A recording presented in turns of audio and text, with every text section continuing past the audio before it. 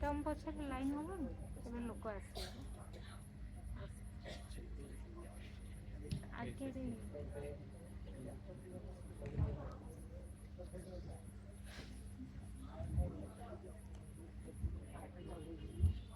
गुरुर्ब्रह्मा गुरुर्विष्णु गुरुर्देवो महेश्वरः गुरु साक्षात् परम ब्रह्म तस्मै श्री गुरुवे नमः। अज्ञानतिमिरान्धस्य ज्ञानाञ्जनशलाकया चक्षुरुन्मिलितं येन तस्मै श्री गुरुवे नमः। अखण्डमण्डलाकारं व्याप्तं येन सचराचरं तत्पदं दर्शितं येन तस्मै श्री गुरुवे नमः। ज्ञानमूलं गुरुर्मूर्ति पूजामूलं गुरुपदं मंत्रमूलं गुरुर्वाक्यं मोक्षमूलं गुरुकृपा मन्नाथ श्री जगन्नाथ मद्गुरुं श्री जगद्गुरुं मदात्मा सर्वभूतात्मा तस्मै श्री गुरुवे नमः। अस्तु मा सद्गमय तमसो मा ज्योतिर्गमय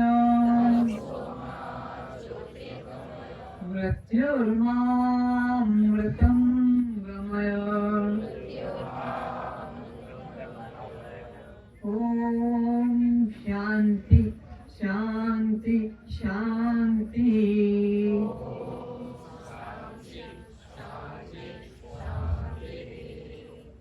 कस्त्वं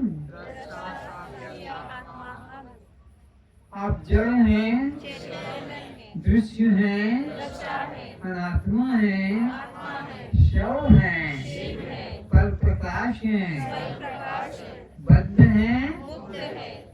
तो जन्म मरण किसको? भूख प्यास किसको? सुख दुख किसको? और बंध मोक्ष किसको? जीव को। सभी अपने नेत्रों को खोलें। श्रोताओं के रूप में विद्यमान सभी दिव्य पुण्यात्माओं के चरणों में प्रणाम।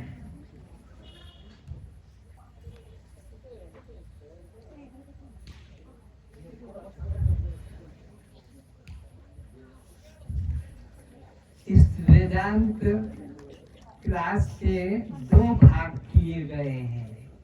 एक है आउटडोर और दूसरा है इंडोर।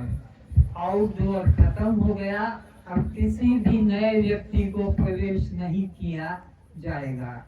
सावधान रहें, अब किसी भी नए व्यक्ति को प्रवेश नहीं दिया जाएगा। अब तो उन्हीं को दिया जाएगा जो आउटडोर में अपने मन को शुद्ध कर लिया है, जिनको शाब्दिक ज्ञान करा दिया गया है। अब इंडोर क्लास जिसमें कि आपको यहीं पर मुक्ति का अनुभव हो सकेगा। तो आज वही भाग्यशाली लोगों के लिए मैं प्रणाम करता हूँ।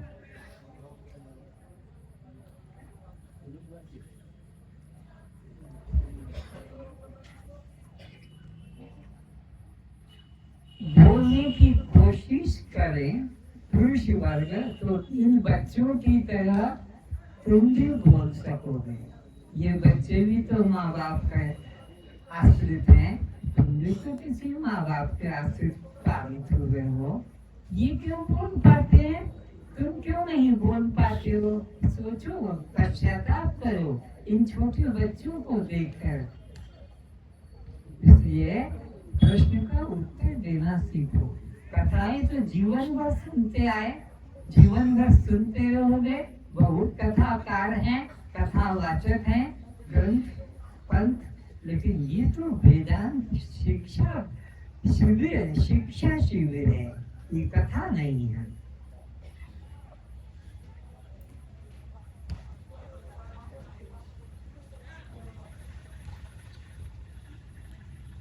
अच्छा ये बताएं, आप अपने को सत्य कैसे मान लेते हैं? कोई उत्तर दे। आप सत्य अपने को कैसे? मैं कहता हूँ आप असत हैं, तो आप कह देते नहीं हम असत नहीं है, हम क्या है? तो वगैरह ठहरा ज्ञान काम नहीं करेगा। इसके अंदर आपको विवेक जगाना है कि मेरा कभी नाश नहीं होगा। जो तीनों कालों में रहे उसे सत्य, तो मेरा कभी नाश, इसलिए मैं सत्य हूँ कि असत हूँ? आप अपने को मिथ्या क्यों नहीं कहते हैं? मिथ्या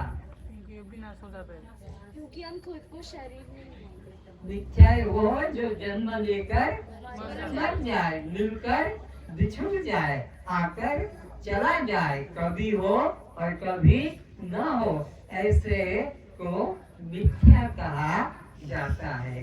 हमारा शरीर उसी में आता है, जन्मता है, मर जाता है, कभी बच्चा, कभी किशोर, कभी युवा, कभी प्रौढ़, कभी आता है, कभी जाता है।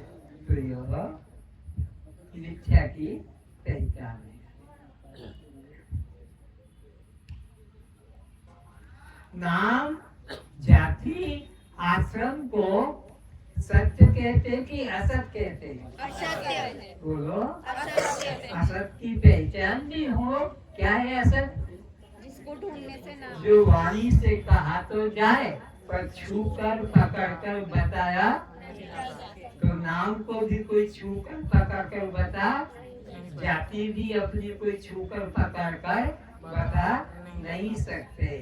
आश्रम को भी ब्रह्मचारी, गृहस्थी, वानप्रस्थी, इसे भी छूकर कोई बता नहीं सकता, इसलिए यह असत है। तो जड़ किसे कहते हैं? बोलो ना जल्दी। सबसे आगे बैठी हो, सबसे बुद्ध रहती हो। ये खड़े होने का मतलब नहीं तो बैठे बैठे जवाब दो। जड़ किसे कहते? जो अपने तो न जाने और दूसरे को भी बैठो, तो उसको जड़ कहते हैं। तो तुम जड़ हो? बोलो। सबने ये तो रट लिया कि हम जड़, तो क्यों जड़ नहीं है? जो अपने को भी नहीं जानता और दूसरे को भी नहीं जानता, उसे क्या कहेंगे? जड़ कहेंगे। ये आप, मैं बोलता हूँ, अपने अंदर बोलते चलो तो आपको पक्का हो जाएगा। आप चेतन क्यों हैं? हम सबको जानते हैं और दूसरे को भी। हम अपने को भी जानते हैं और हम, इसलिए हम चैतन्य हैं। हम क्या हैं? चैतन्य हैं।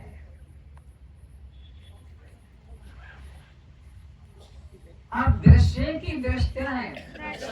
बोलो। तुम दृश्य क्यों नहीं हो?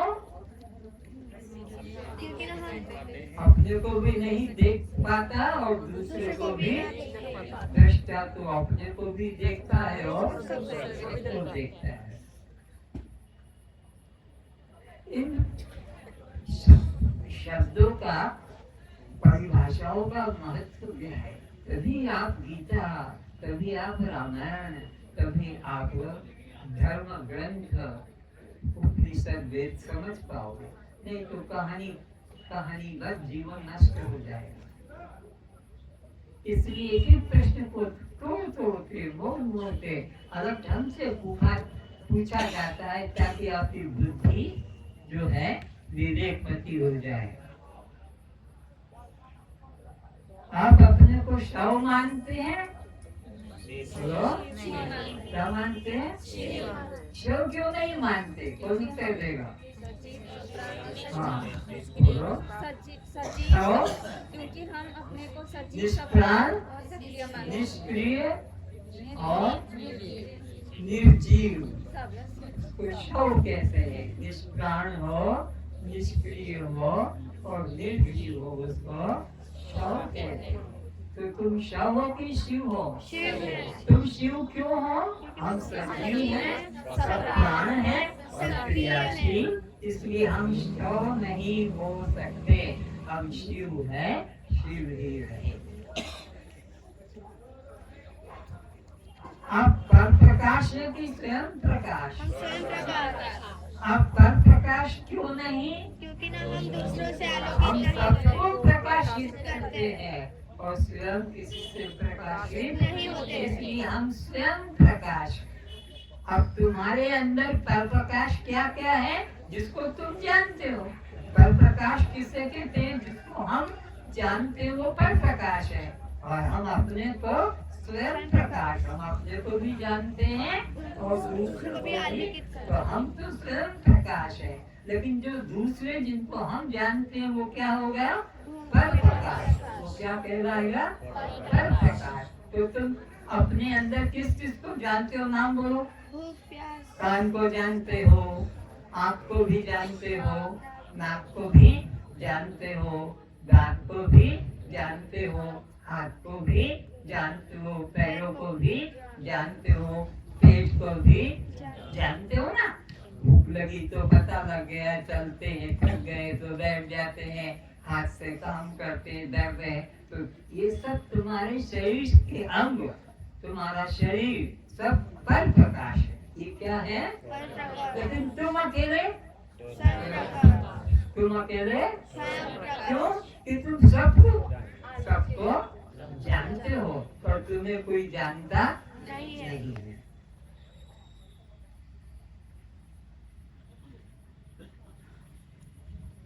क्षेत्र का अर्थ होता है खेत, हिंदी में, उड़िया में।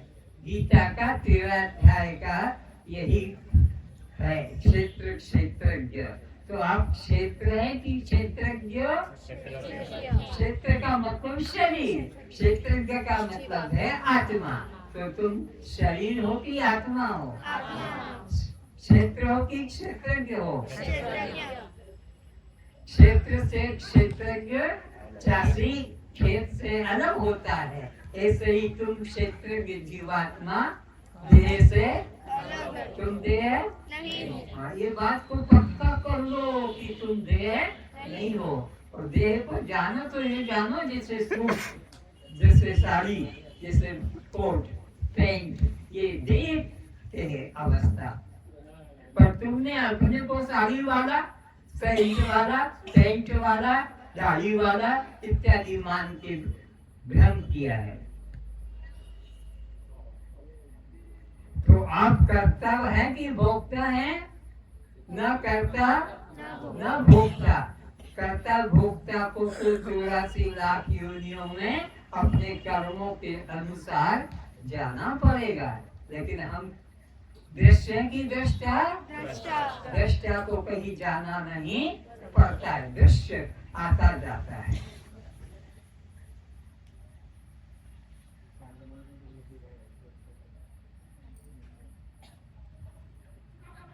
तो आप अपने को दृश्य मानते हैं कि दृष्टा?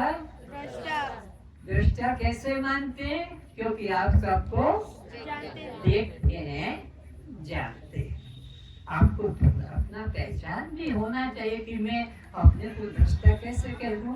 तो मैं सबको जानता हूँ, पहचानता हूँ, साक्षी। आत्मा को अखंड क्यों कहते हैं? क्योंकि ना वो अग्नि से जलता नहीं, शस्त्र से, पानी से, पवन से, इसलिए अखंड है। अखंड को कोई खंडित नहीं कर सकता। अविनाशी को कोई विनाशी नहीं कर सकता।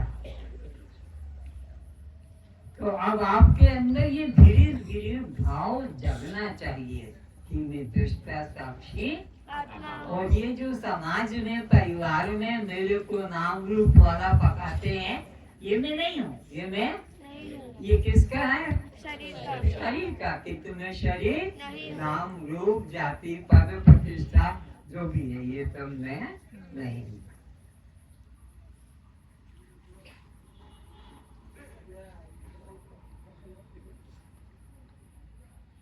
तो आप परधर्मी है कि स्वधर्मी है?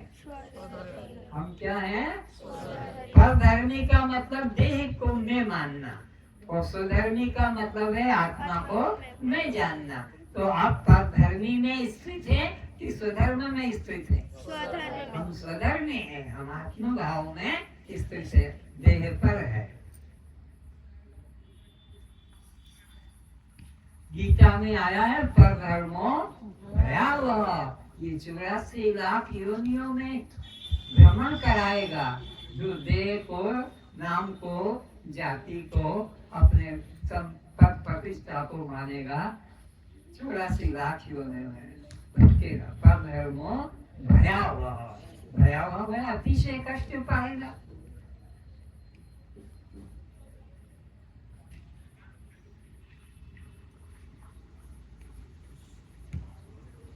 तो परधर्मी किसे कहते हैं? इंद्रियों के धर्मों को अपना मानना, ये परधर्मी है। परधर्मो भयावह। स्वधर्मी कौन है? जो अपने को आत्मा करके, दृष्टा करके, साक्षी करके जानता है।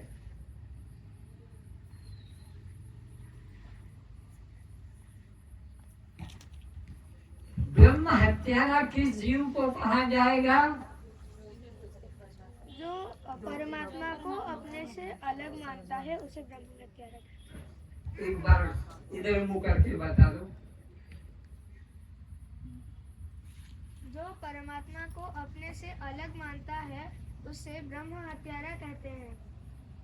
तो अलग मानने का मतलब है वो मंदिर में है, वो मूर्ति में है, वो चित्र में है, वो स्वर्ग में, ऐसे अलग मानना, अपने को अलग जानना। जैसे पत्नी अलग है, पति अलग है, बेटा अलग है, बाप अलग है, मकान, ऐसे परमात्मा को भी जो अलग मानता है वो कौन सा हत्यारा है? ब्रह्म हत्यारा। ब्रह्म हत्यारा।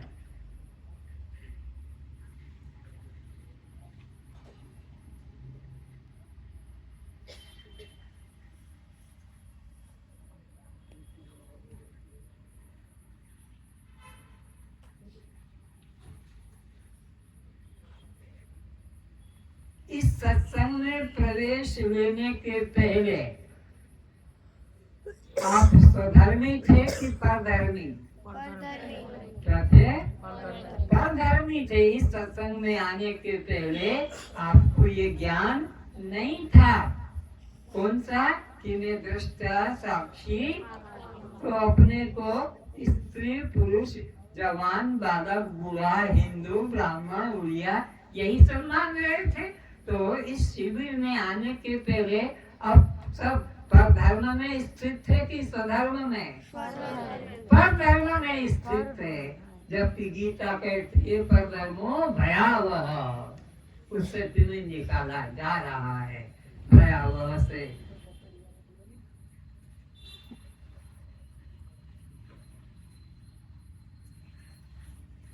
इस शिविर में आने के पहले आप कौन से हत्यारे थे?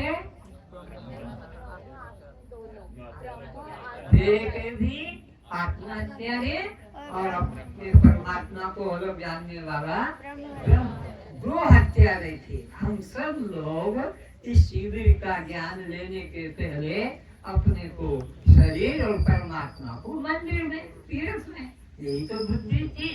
तो अब हम इन दो हत्याओं से निकल रहे हैं। अब आप किसी भी अवस्था में इन दो हत्याओं में प्रवेश करेंगे? बोलो। अब हम कभी भी न तो अपने को देह मानेंगे और न परमात्मा को अपने से अलग जानेंगे। परमात्मा अपने से अलग नहीं है। ये बोध किसने कराया? हनुमान ने। छाती चीर कर किसको दिखाया? राम उमा सब अंतर्यामी। यहाँ कोई भी बात बिना शास्त्र के प्रमाण के बता रहे, सबने गीता, उपनिषद, रामायण जो जो है वो आपको बता रहे हैं।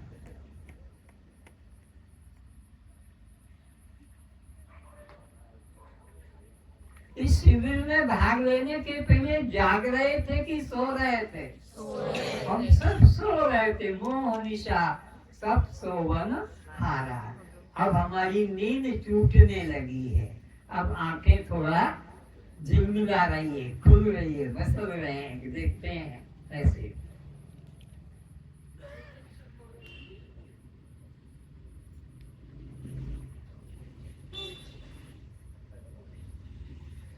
सोता और जागना ये देह का धर्म है कि जीव का धर्म है? जीव ही सोता है देव भाव में और जीव को ही देव भाव से जगाया जाता है। आत्मा तो सोने में भी, शरीर तो सोने में भी जड़ है और जागने में भी जड़ है। शरीर के अंदर जागना सोना वो तो मुर्दा है। जिंदा में भी मुर्दा है, मरे में भी मुर्दा है।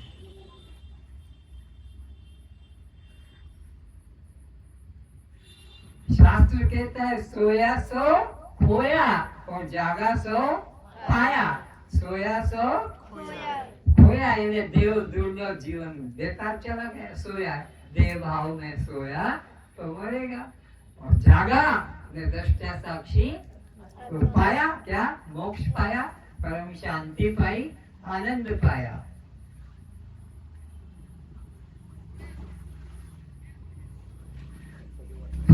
84 लाख योनियों में सबसे श्रेष्ठ योनि कौन सी है? मानव शरीर।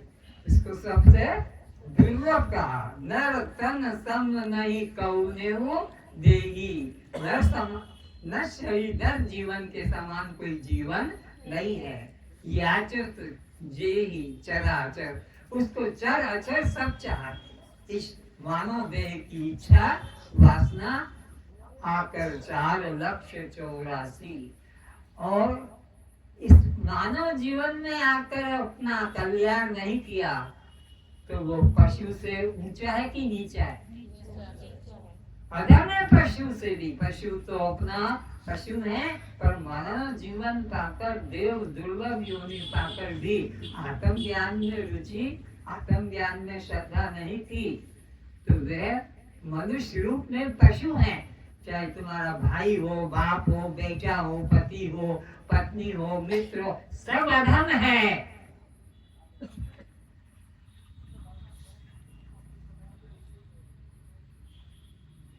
तो भगवान किसी को सुख देते हैं कि जीव के अपने कर्म सुख दुख देते? जो जस करई सो फल चाखा। जो जैसा कर्म करता है उसके अनुसार उसे वैसा ही फल भोगना। तुम कभी मत कहना हे भगवान, क्या मैंने सबसे ज्यादा पाप किया जो मुझे दुख दे रहा है? भगवान न दुख देता है, उसको इतना सुख दिया। अरे वो उसको भी नहीं, अपने अपने जितने शुभ कर्म है वो सुखी पाते हैं। जिनके किए पहले जन्म से पाप कर्म है तो वो क्या पाएंगे? पाप कर्म वाले को क्या मिलेगा? दुख मिलेगा। और पुण्य कर्म वालों को सुख मिलेगा। तो ये पुण्य भगवान, पाप भगवान करते कि जीव करता है? ये जीव ही जो बैठा है यहाँ पर, इसी ने पाप किया था तो दुख भोग रहा है, इसी ने पुण्य किया तो अब ज्ञान में आ रहा है। पुण्य का फल है ज्ञान। भगवान तुम्हें धक्का नहीं देता है कि जाओ। भगवान ने तो मनुष्य ही बनाया और सोचने के लिए बुद्धि शक्ति दे दी।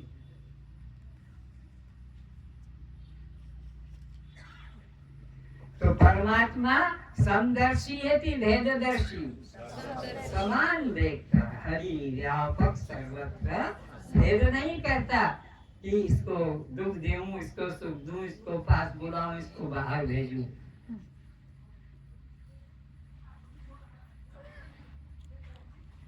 जीव के अंदर 3 दोष कौन है? मल दोष, विक्षेप दोष और आवरण दोष। वेद ने इन तीनों दोषों को दूर करने के लिए साधन बताया है। नोट कर लो, मल दोष को दूर करने के लिए कर्म कांड है। कर्म कांड से मल दोष हटता है। विक्षेप दोष के लिए उपासना करना पड़ती है। विक्षेप दोष को दूर करने के लिए उपासना है। और आवरण दोष को दूर करने के लिए ज्ञान कांड है। कर्म कांड, उपासना कांड, ज्ञान कांड। जीव के दोष मल दोष, विक्षेप दोष, आवरण। अब मल दोष के 80,000 मंत्र हैं। नोट करो, मल दोष को दूर करने के लिए वेद में कर्म कांड के 80,000 मंत्र हैं जो जीव के मल दोष को दूर करने में समर्थ होते हैं। मल दोष काटने के लिए वेद में कितने मंत्र हैं? 80,000। विक्षेप दोष को काटने के उपासना के कितने मंत्र हैं? 16,000। बोलो, 16,000।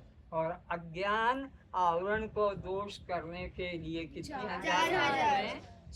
टोटल 1,00,000 मंत्र जीवों को संसार बंधन से छुड़ाने के लिए। सुनो, हम तुम सब ये कब से चले आ रहे हैं? बोलो, अनादि से। कब से? और ये हमारा जो शरीर है 100 साल के पहले नहीं था, वो शरीर उसके पहले नहीं था। तो हम कब से चले आ रहे हैं? शरीर बदलते बदलते बदलते अनादिकाल से। और एक गुण बात जानो, राम पहले हुए कि हम पहले हुए? कृष्ण पहले हुए कि हम पहले हुए? शंकर पहले हुए कि हम पहले हुए? हम पहले हुए। हम अनादिकाल से। हम कब से चले आ रहे हैं? बदल क्या रहे? क्यों? शरीर, कपड़े, रोज कपड़े बदल बदल कर आते हैं। ऐसे हर जन्म में ये जीवात्मा शरीर बदल बदल कर 84 लाख नहीं तो क्यों बताए, 84 लाख बदलने वाले कपड़ों का है। कैसे? 9 लाख प्रकार के जल में रहने वाले, 10 लाख प्रकार के आकाश में रहने वाले, 11 लाख जमीन के अंदर रहने वाले, 20 लाख जमीन से पैदा होने वाले, 30 लाख 4 टांगों से चलने वाले, और 4 लाख 2 टांगों से। इस तरह से आकर 4,84,000 जोनि भ्रमत यह जीव अविनाशी। ये अविनाशी जीवात्मा के 84 लाख योनियों में भटकता आ रहा है। अभी कैसे तुम हलवा खाते हो, खीर खाते हो, एक कुत्ता बनकर तुम सुअर बनकर क्या खा रहे थे? दाल रोटी, भात, लड्डू, पेड़ा, बर्फी। तब क्या था? वहाँ का वही। गाय बनकर क्या खा रहे थे? घास पुआल वही है। हाथी बनकर क्या खा रहे थे? पत्ते। बकरी बनकर क्या खाया? तो जो जिस योनि में जाता है उसी योनि का भगवान ने उसके लिए आहार निर्मित किया है। तो ये मनुष्य शरीर सदा नहीं मिलता है। कब को करी करुणा नर देही, वो करुणा दयालु भगवान ये कभी कभी ये शरीर देता है जो आप लेकर बैठे हैं। अगर इसमें आत्म ज्ञान कर लिया तो और जीवन धारण नहीं करना पड़ेगा। राम जिस लोक में है तुम भी उसी लोक में चले जाओगे, कृष्ण जिस लोक में है उसी लोक में तुम भी चले जाओगे, शंकर पार्वती लक्ष्मी सीता जिस लोक में है उसी लोक में तुम भी रहोगे। तुमको और ये घरों में आकर इतना दुख भोगना, शरीर में आकर इतना अपमान भोगना नहीं पड़ेगा। तो राम के पहले हमें, कृष्ण के पहले हमें। अब इसको प्रमाण दे रहा हूं, अगर हम ना होते तो पाप कौन करता, और पाप ना होता तो भगवान को अवतार लेना, तो भगवान अवतार क्यों लेते हैं जब पाप बढ़ जाता है? पाप पक्षियों से बढ़ेगा, पेड़ पौधों से बढ़ेगा, मनुष्य से हम पहले हैं, और हमने पाप किया, अधर्म किया, तो राम आकर सुधार गए, कृष्ण आकर सुधार कर चले गए, और हम सुधर गए तो राम के साथ हम उनके लोक में चले गए। हम सुधर गए, पाप छोड़ दिया हमने अपना, तो कृष्ण के साथ, शंकर के साथ, पार्वती, उमा, द्रौपदी के साथ हम भी वहां पहुंच जाते हैं। तो अपने को छोटा मत समझो, कितने महान हो कि ये बड़ी बड़ी शक्तियां आती है हमारे कल्याण के लिए, और हमें उपदेश करके और हमको उपदेश में दृढ़ करके अपने साथ ले जाते हैं, फिर और जन्म लेना नहीं पड़ता है।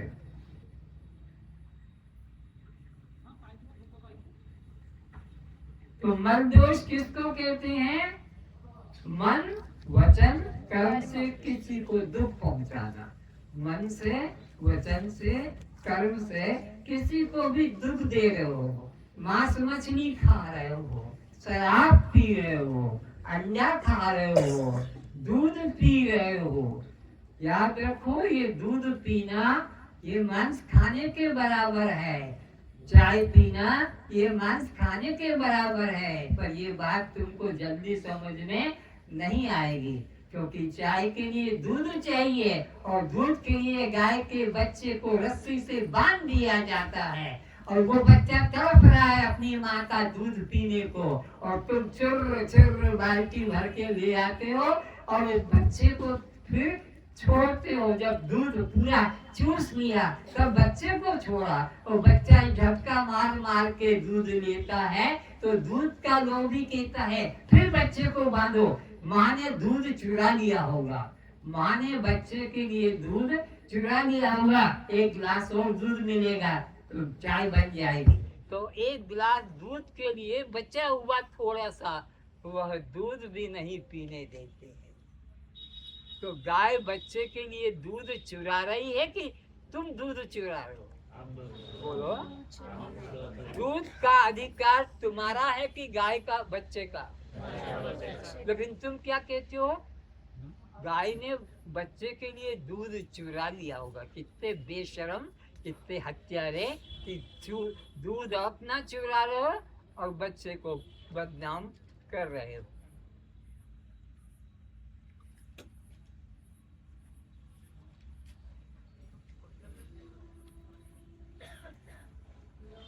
तो मल दोष को दूर करने के लिए, मल दोष को दूर करने के लिए हमें निष्काम कर्म करना चाहिए। मल दोष कैसे कटेगा? निष्काम कर्म से। मल दोष क्या है?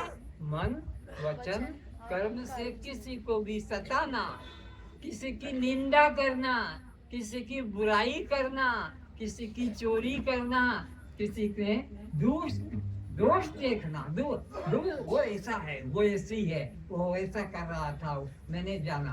तो मन, वचन, कर्म से किसी अन्य के प्रति दोष दृष्टि करना, यह मल दोष कहलाता है, जो 84 लाख में जीव को भटकाना पड़ता है। क्योंकि जिसके दोषों को तुम देखोगे वो दोष तुम्हारे जीवन में आ जाएंगे। याद रखो, जिसकी बुराई करोगे वो बुराई तुम्हारे जीवन में जरूर आएगी। जिसकी निंदा करोगे तुम्हारे जीवन की निंदनीय कर्म होंगे।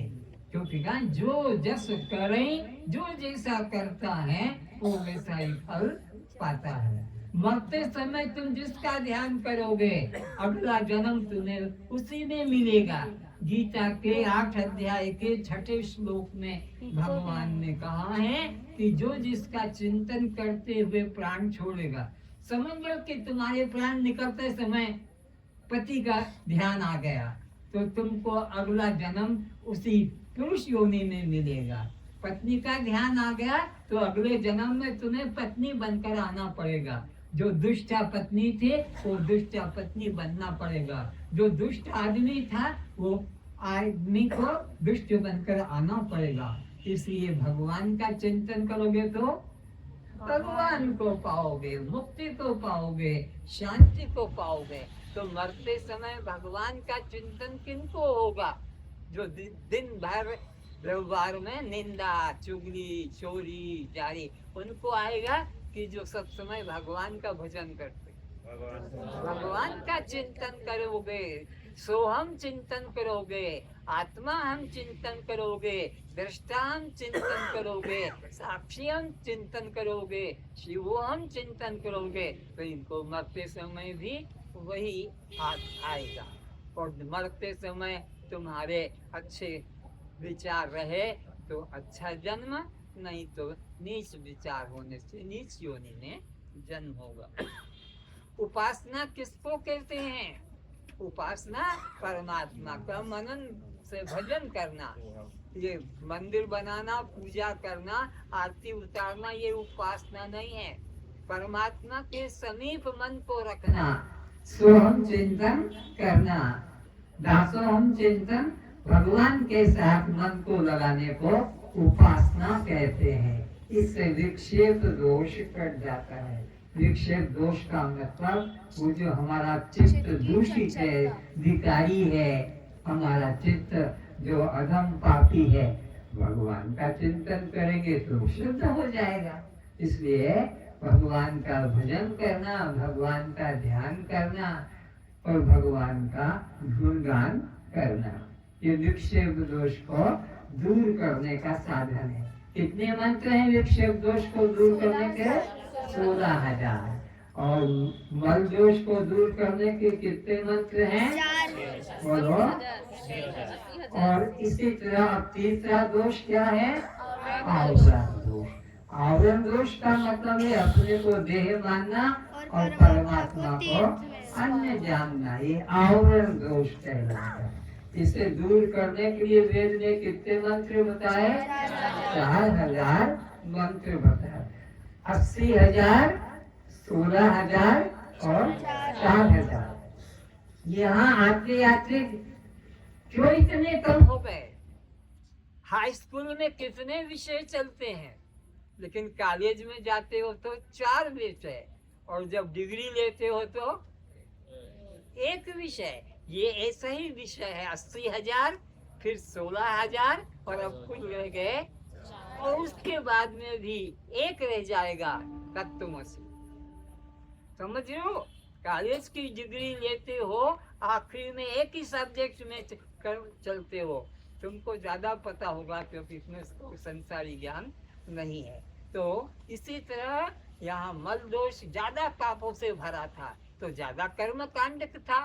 विक्षेप दोष में उससे कट कट के कम दोष रह गए तो 16,000, और उपासना करते करते करते करते और कम रह गए तो 4,000, और गुरु मिल जाएगा तो तुमको एक ही तत्वमसि, क्या कहेगा वो? बस एक ही निर्णय, एक ही धारणा है।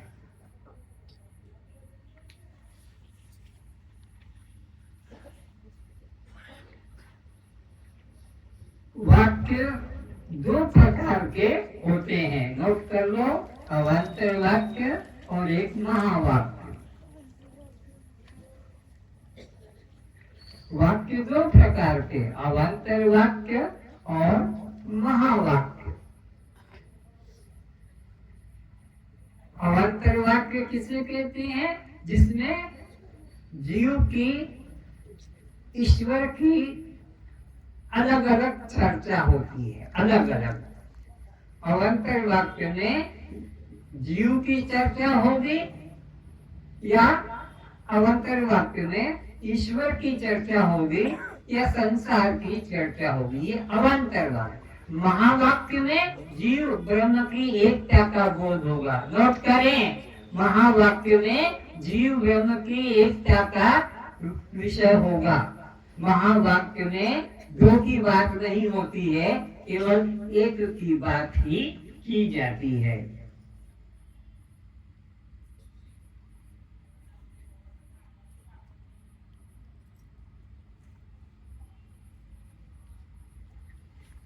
जीव के 3 कर्म कौन कौन से हैं? कोई भी नहीं, कोई भी नहीं। संचित कर्म, प्रारब्ध कर्म और क्रियमाण कर्म। हर जीव में 3 कर्म जुए हैं, संचित कर्म, प्रारब्ध कर्म और क्रियमाण कर्म। संचित का मतलब है जो डिपॉजिट है, जो पड़े हैं, स्टॉक में है, हमारे गोडाउन में जैसे सामान पड़ा हुआ है, बैंक में रुपया पड़ा हुआ है, पेट में हमने जो है डाल रखा है। तो संचित कर्मों उन कर्मों को कहते हैं जो जन्मों जन्मों पहले कर चुके हैं और अभी फल भोगा। संचित कर्म किन कर्मों को कहेंगे? जो जन्मों जन्मों पहले हमसे हो चुके हैं, जिसका फल अभी तक हमने भोगा, उनको संचित। उनमें से जो पक जाता है, पक पक के निकल कर आता है भोगने को, उसको कहते हैं प्रारब्ध, भाग्य, किस्मत, लक, फॉर्चून, कई नाम दिए जाते हैं। संचित कर्मों में से जो कर्म फल परिपक्व हो जाता है, हम कच्चे फल तो नहीं तोड़ते, इंतजार करते हैं ये पक जाएगा, आम पक जाएगा, पपीता पक जाएगा, केला पक जाएगा, तब काटेंगे। तो संचित कर्मों का बाढ़ लगी है, उनमें से जो फल लेने को मिल जाता है, ये शरीर, ये उनमें से ही निकल कर आया है, संचित में से प्रारब्ध भोगने को, और भोग रहे। यहाँ पर आप सबको प्रारब्ध का सुख भी मिलता है और दुख भी मिलता है। यहाँ पर संसार में तो ये प्रारब्ध कर्म कहते हैं।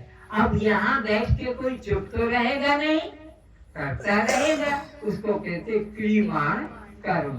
जो अब आगे के लिए, भविष्य के लिए, कल के लिए जो कर्म किए जाते हैं, वह क्रियमाण कर्म कहलाते हैं। जैसे आपने भोजन बना लिया, खा लिया, सोते समय आप चावल भिगा देते हो। क्यों?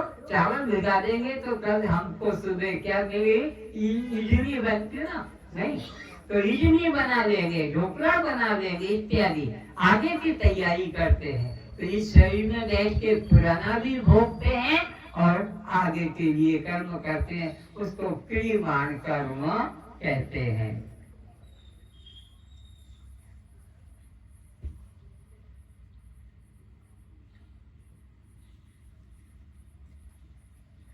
इन सब कर्मों को कब से भोगते चले आ रहे हैं? अनादिकाल से। कब तक भोगना पड़ेगा? अनंत काल तक। छूट नहीं पाओगे। तो कैसे छूटे? तो गीता के 4थे अध्याय के 34 श्लोक में भगवान ने रास्ता निकाला कि कोई सद्गुरु ज्ञान अग्नि प्रकट कर दे तुम्हारे जीवन में। कौन सी अग्नि? ज्ञानाग्नि सर्व कर्माणि भस्मसात्। वो सभी संचित कर्मों को, क्रियमाण कर्मों को प्राप्त समाप्त कर देता। ये ज्ञान अग्नि का चमत्कार, जिसमें तुम बैठे हो, जिसमें आगे बढ़ रहे हो। तो ज्ञान अग्नि के द्वारा सब संचित कर्म, सब प्रारब्ध कर्म और सब क्रियमाण कर्म, सब संचित खत्म। अब उसमें से कोई पककर आने वाला जो आया है वो कर खत्म हो जाएगा। जो आया है संचित में से, ये जो प्रारब्ध बन के आया है, जो तो बचपन से अभी तक भोग रहे हो, यह भोग कर समाप्त हो जाएगा और नया कर्म आपके द्वारा होगा नहीं।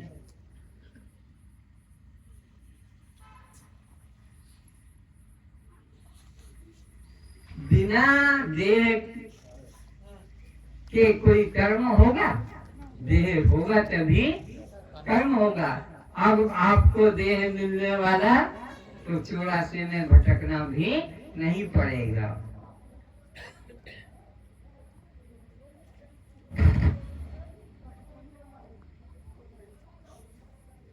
संचित कर्मों को गिना जा सकता है?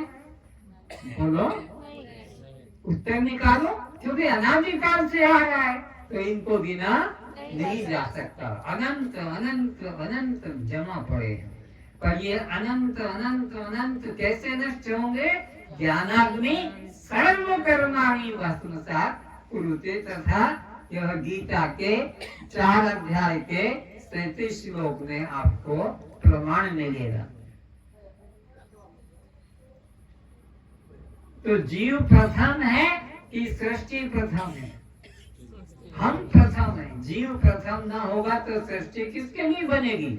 अरे आदमी ना होगा तो मकान किसके लिए बनेगा? आदमी नहीं है तो कपड़े किसके लिए बनेंगे? भोजन किसके लिए बनेगा? तो पहले हम हैं, उसके बाद में यह संसार, अवतार भगवान है।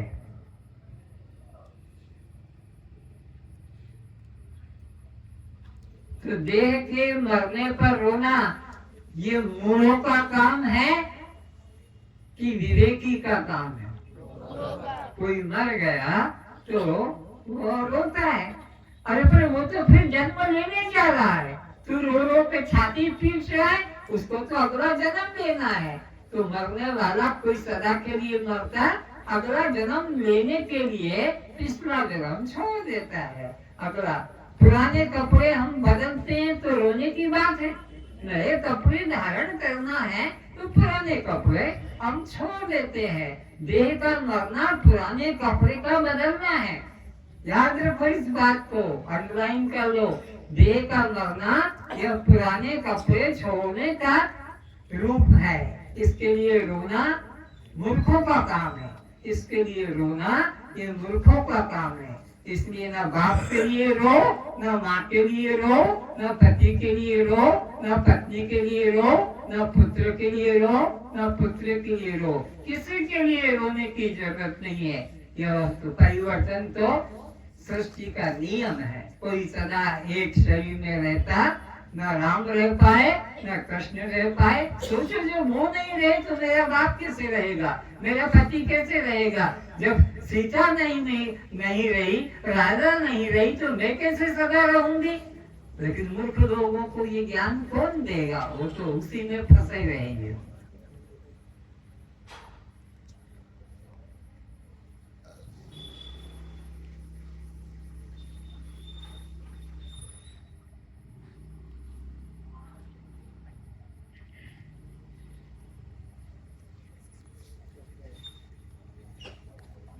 तो जीव का आवरण दोष क्या है? अपने को देह मानना और परमात्मा को। ये आवरण दोष की निवृत्ति के लिए वेद में कौन सा कांड है? ज्ञान कांड है। ज्ञान कांड के कितने मंत्र बताए? 4000 मंत्र। उन 4000 मंत्रों में गुरु आपको एक मंत्र का ज्ञान करा देता है।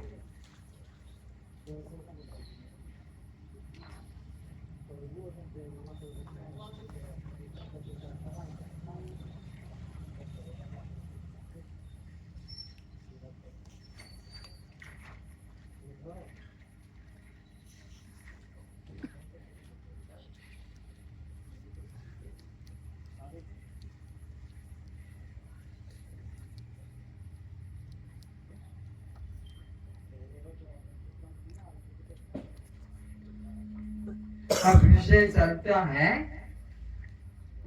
श्रोताओं के 3 भेद हैं। श्रोता कितने प्रकार के? सुनने वाले 3, उत्तम, मध्यम, अधम। इस सभा में 3 तरह के लोग बैठे हैं, उत्तम, मध्यम, अधम। उत्तम श्रोता जो पूरा तन मन लगाकर एकाग्रता से, श्रद्धा से सुनता है, शुद्ध अंतःकरण, शुद्ध मन लेकर आया है। मध्यम उससे थोड़ा कम पुण्य वाला है, लेकिन वो भी अपने कल्याण में रुचि रखता है। अधम जो अपने कल्याण का अधिकारी नहीं बना पाता है अपने को और दुर्गति को पाता है। श्रोता कितने प्रकार के? उत्तम, मध्यम, अधम। समझो, जैसे पत्थर को पानी में डाल दो 10 साल बाद निकालोगे तो पत्थर के अंदर पानी मिलेगा? बोलो, घुसेगा ही नहीं। लेकिन कपड़े को पानी में डाल दो तो कपड़ा पानी को ऑब्जर्व कर लेगा कि नहीं करेगा? लेकिन बाहर रख दोगे तो जाम के फिर सूख जाएगा। ग्रहण नहीं किया। लेकिन शक्कर को पानी में डाल दो तो बोलो, वापस आएगी, बाहर आएगी, वो उसी में मिल जाएगी।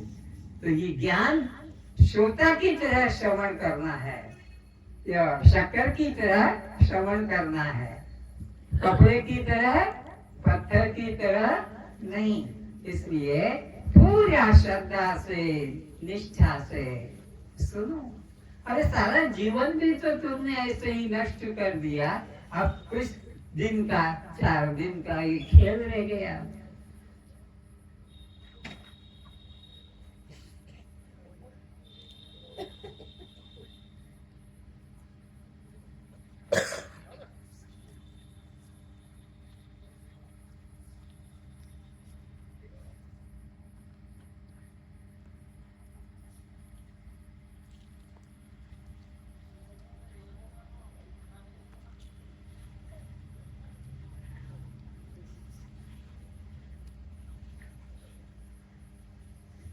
आज से 3 शरीरों की चर्चा चलेगी। स्थूल शरीर, सूक्ष्म शरीर और कारण शरीर। 3 शरीर जीव को 84 में बांध रहे हैं।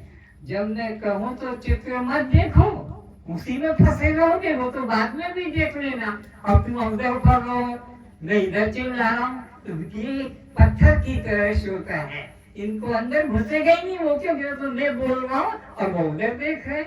जब मैं कहूँगा देखो तो उधर देखना। अभी तो शक्कर की तरह सुन लो, ताकि तुम्हारे जीवन में वो ज्ञान उतर सके, इधर उधर मन भटके नहीं। तो एक दृष्टांत देता हूँ। एक भेड़ चराने वाले ने भेड़ों को लेकर जंगल में गया। वहां जंगल में एक छोटे से गुफा में एक छोटा सा बच्चा पड़ा था।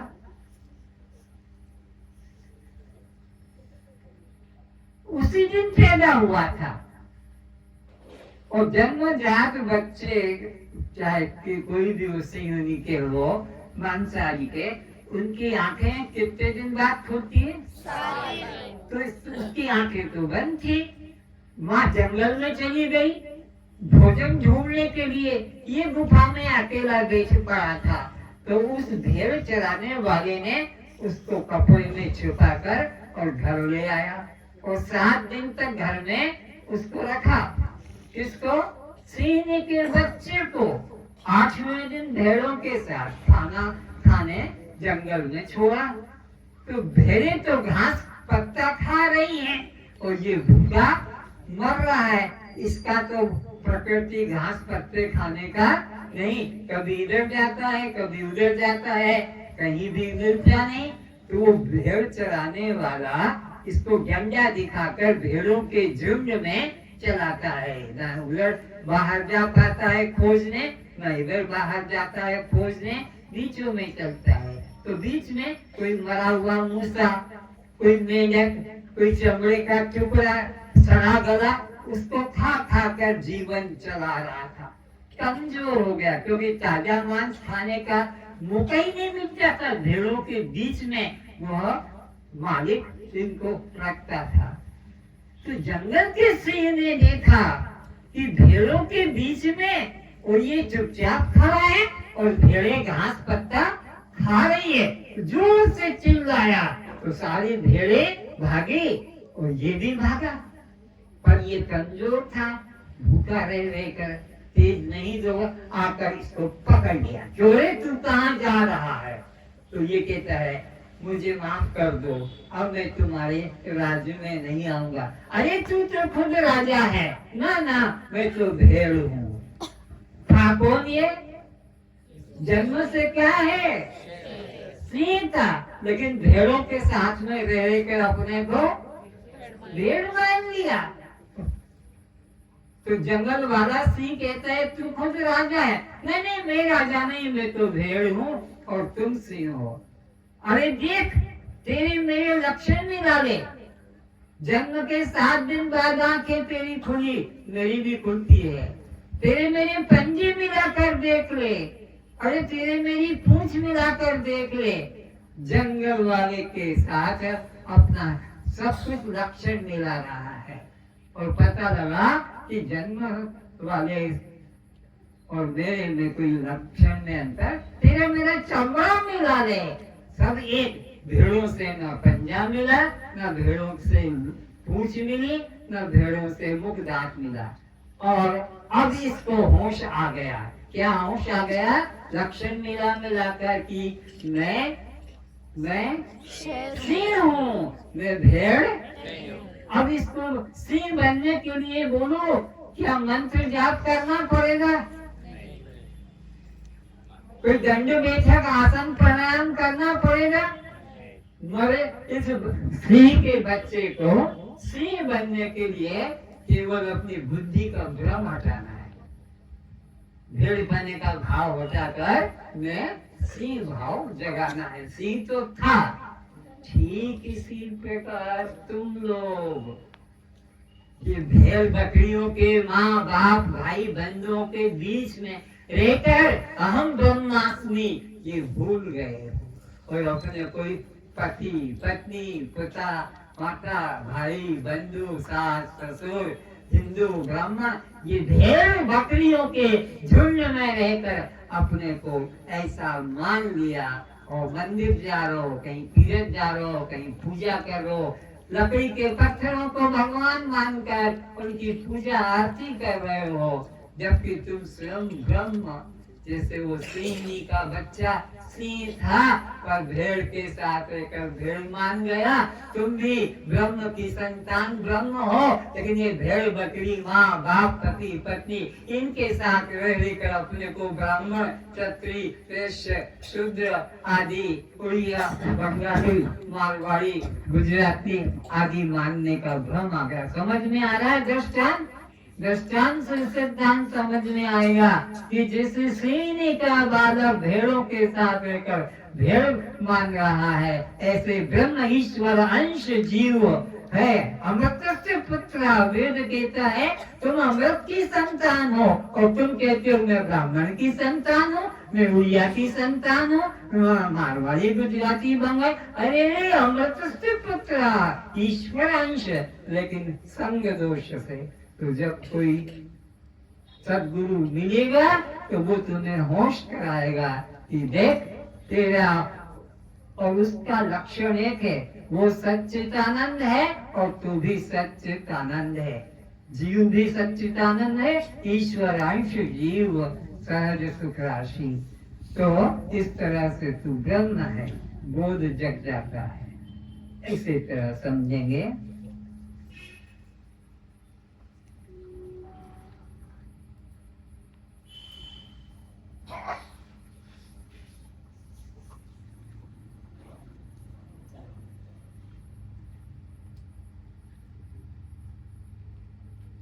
एक राजपुत्री कुंती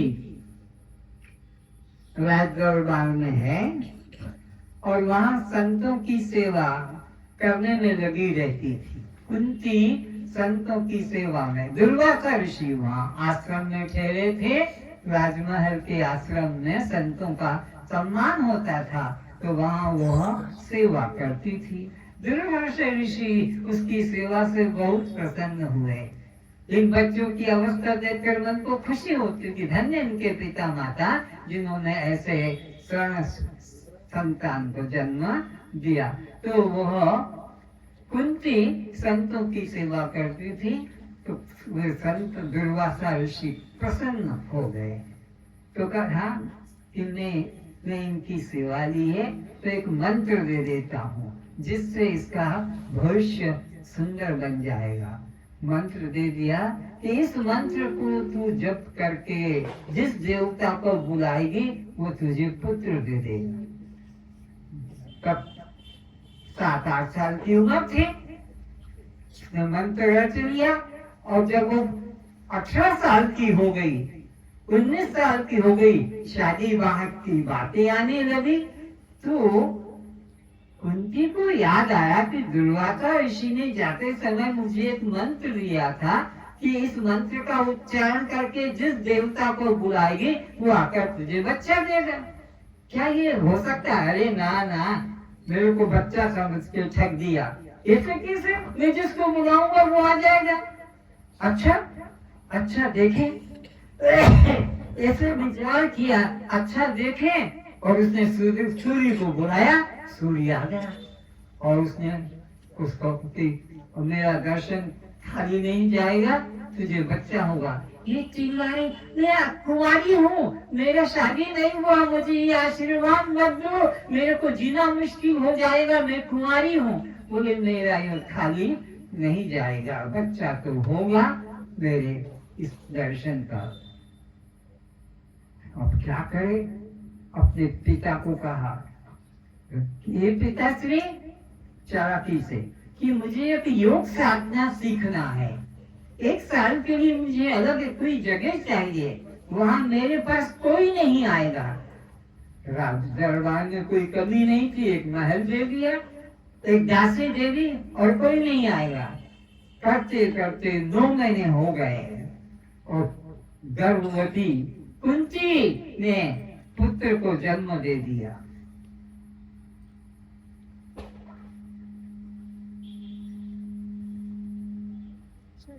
पुत्र को जन्म दे दिया।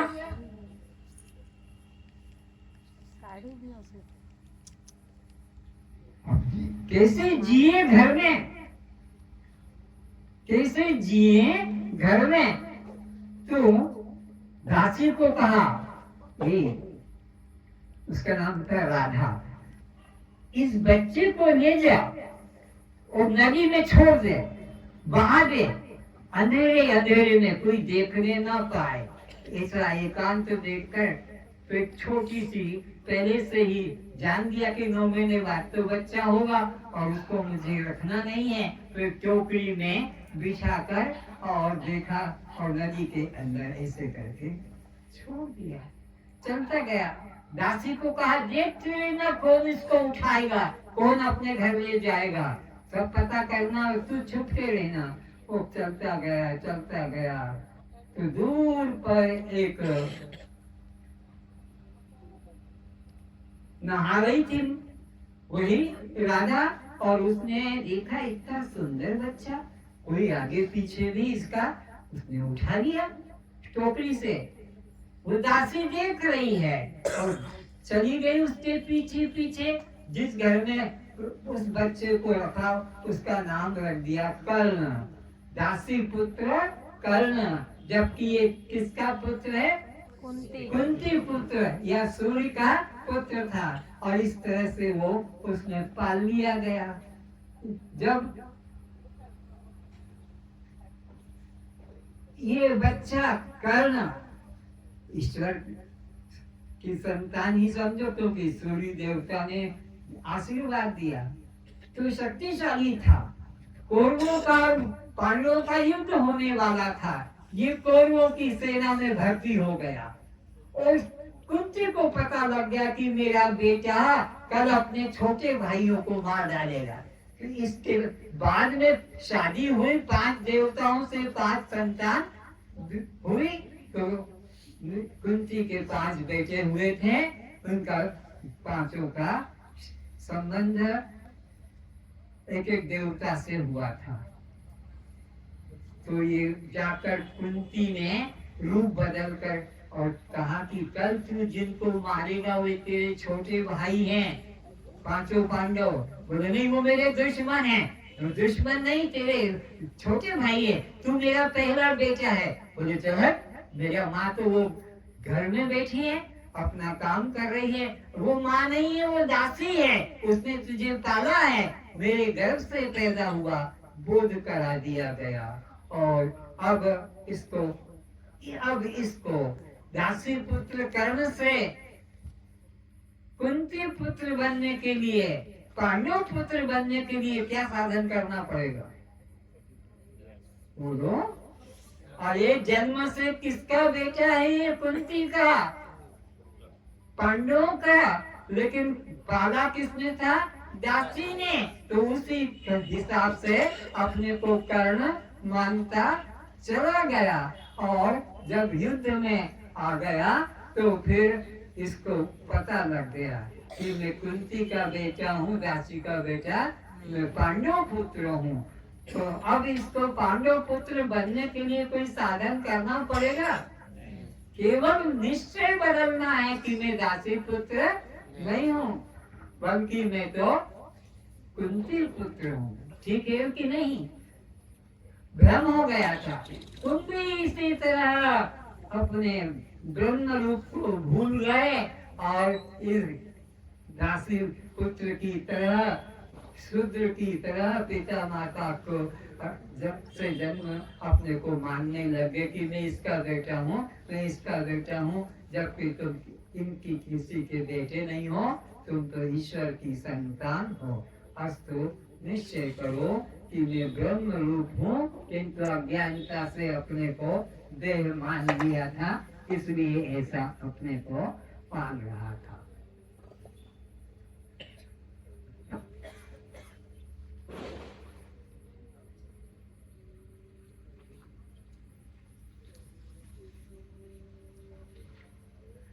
एक घटना और हुई।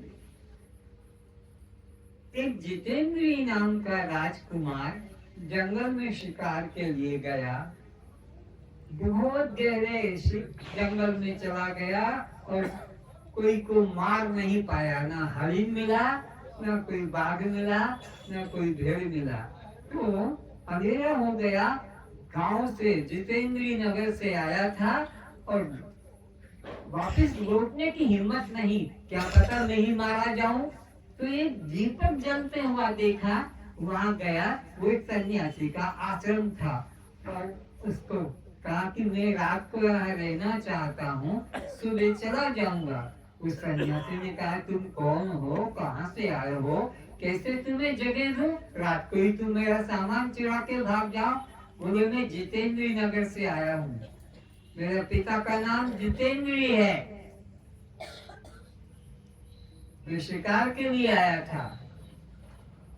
तुम्हारी माँ है, पत्नी है, पुत्र है। तुम्हारी माँ का नाम क्या है? जितेंद्रिय। पिता का नाम जितेंद्रिय, पत्नी का नाम जितेंद्रिय, पुत्र का नाम।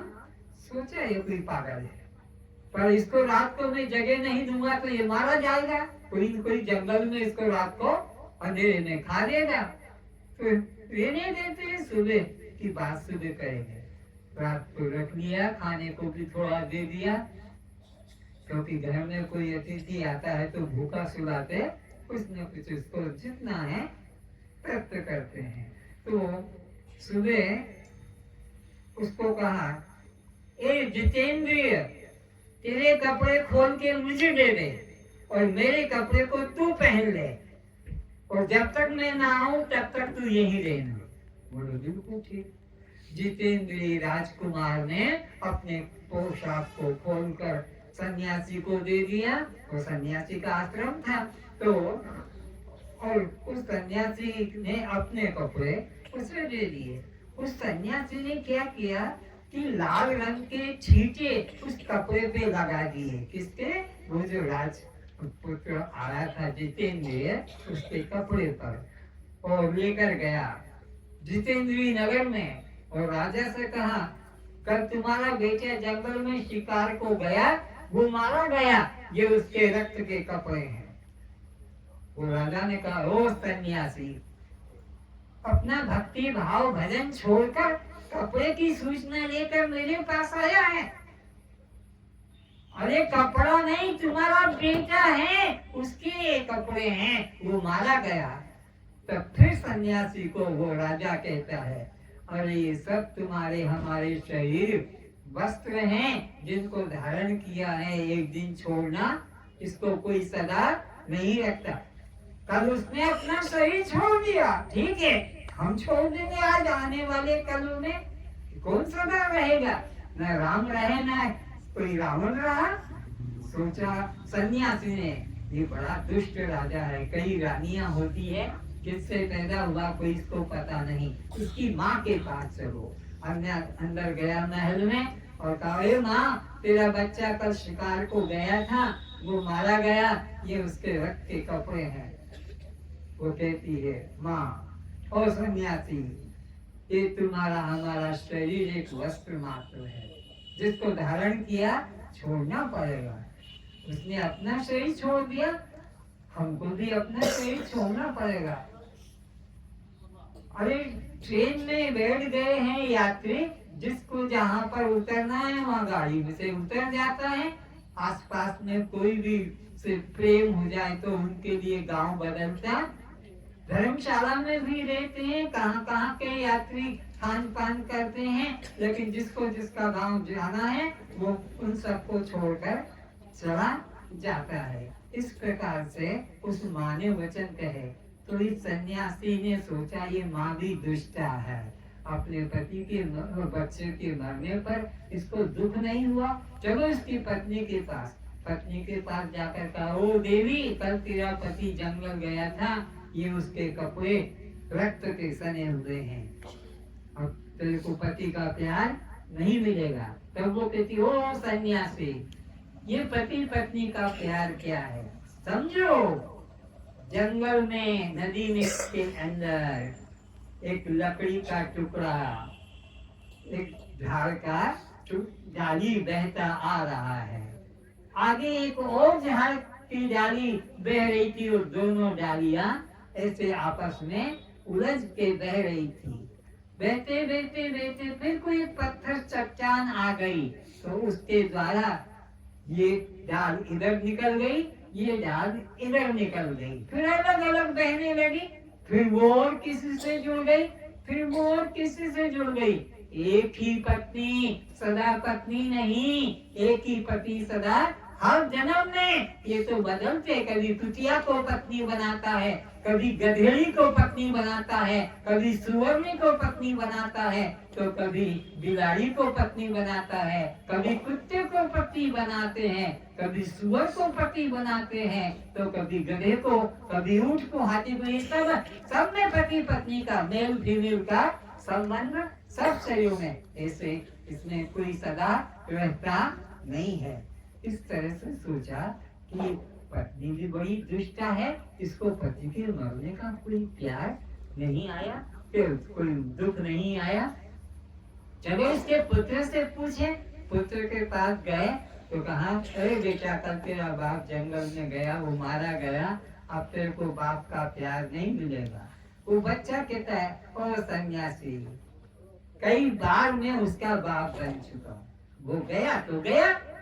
बेटा कहता है कि मेरा बाप मर गया, तो जिसको तुम मेरा बाप कहते हो, मैं कई बार उसका बाप बन चुका हूँ।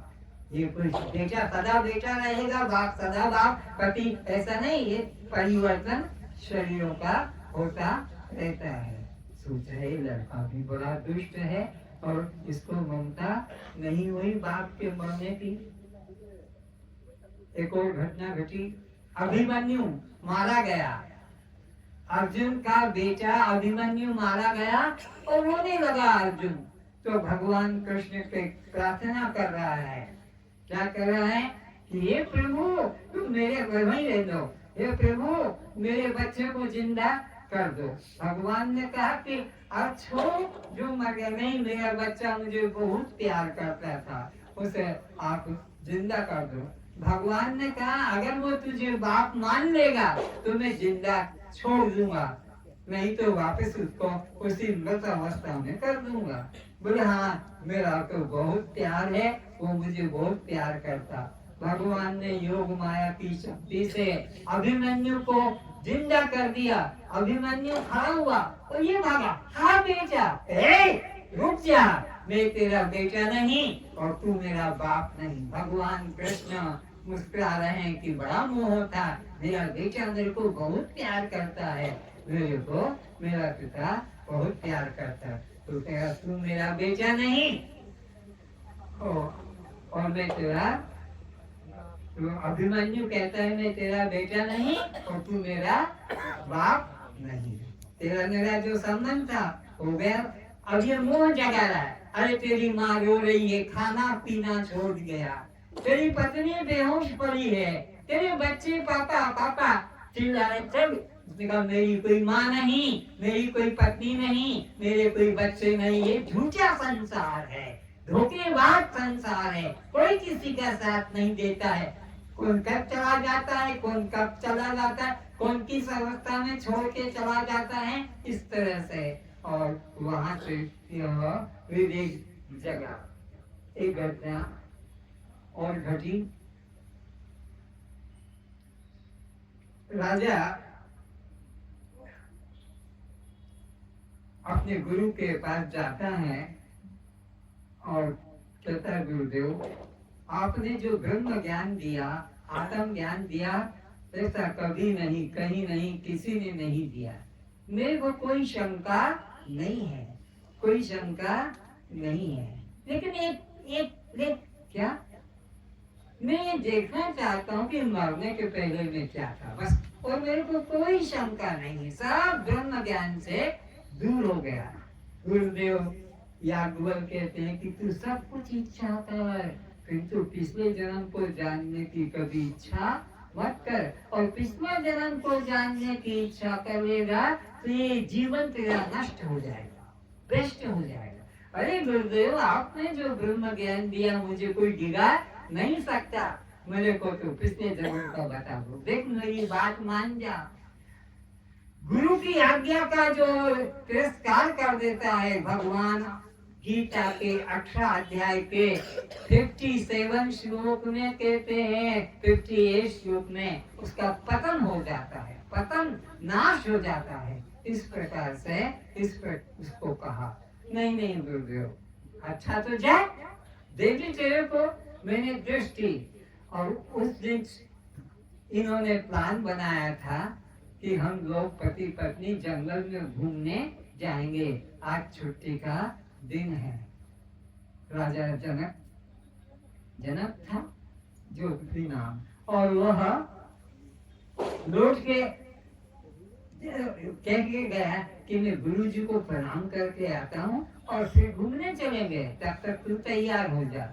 वो तैयार होके बैठी है, और जब ये गया अंदर, रथ तैयार था, चल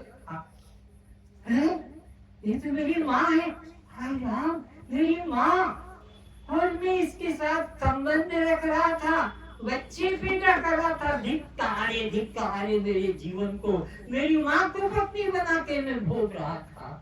और गुरुदेव ने ठीक कहा था कि अगर वर्तमान पिछला जन्म जान लेगा तो तेरा जीवन खत्म हो जाएगा। भागा भागा गया, गुरु के चरणों में प्रणाम किया, गुरुदेव माफ कर दो, माफ कर दो, आप अपनी शक्ति को वापस ले लो, मेरे को नहीं देखना है पुनर्जन्म।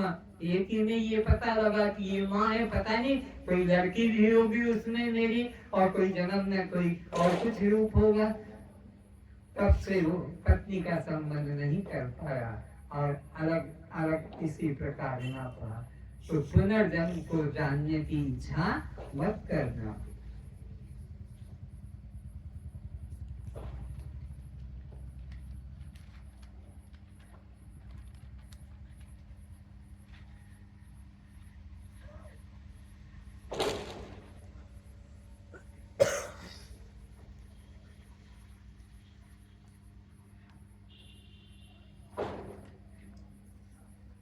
एक और अंतिम घटना,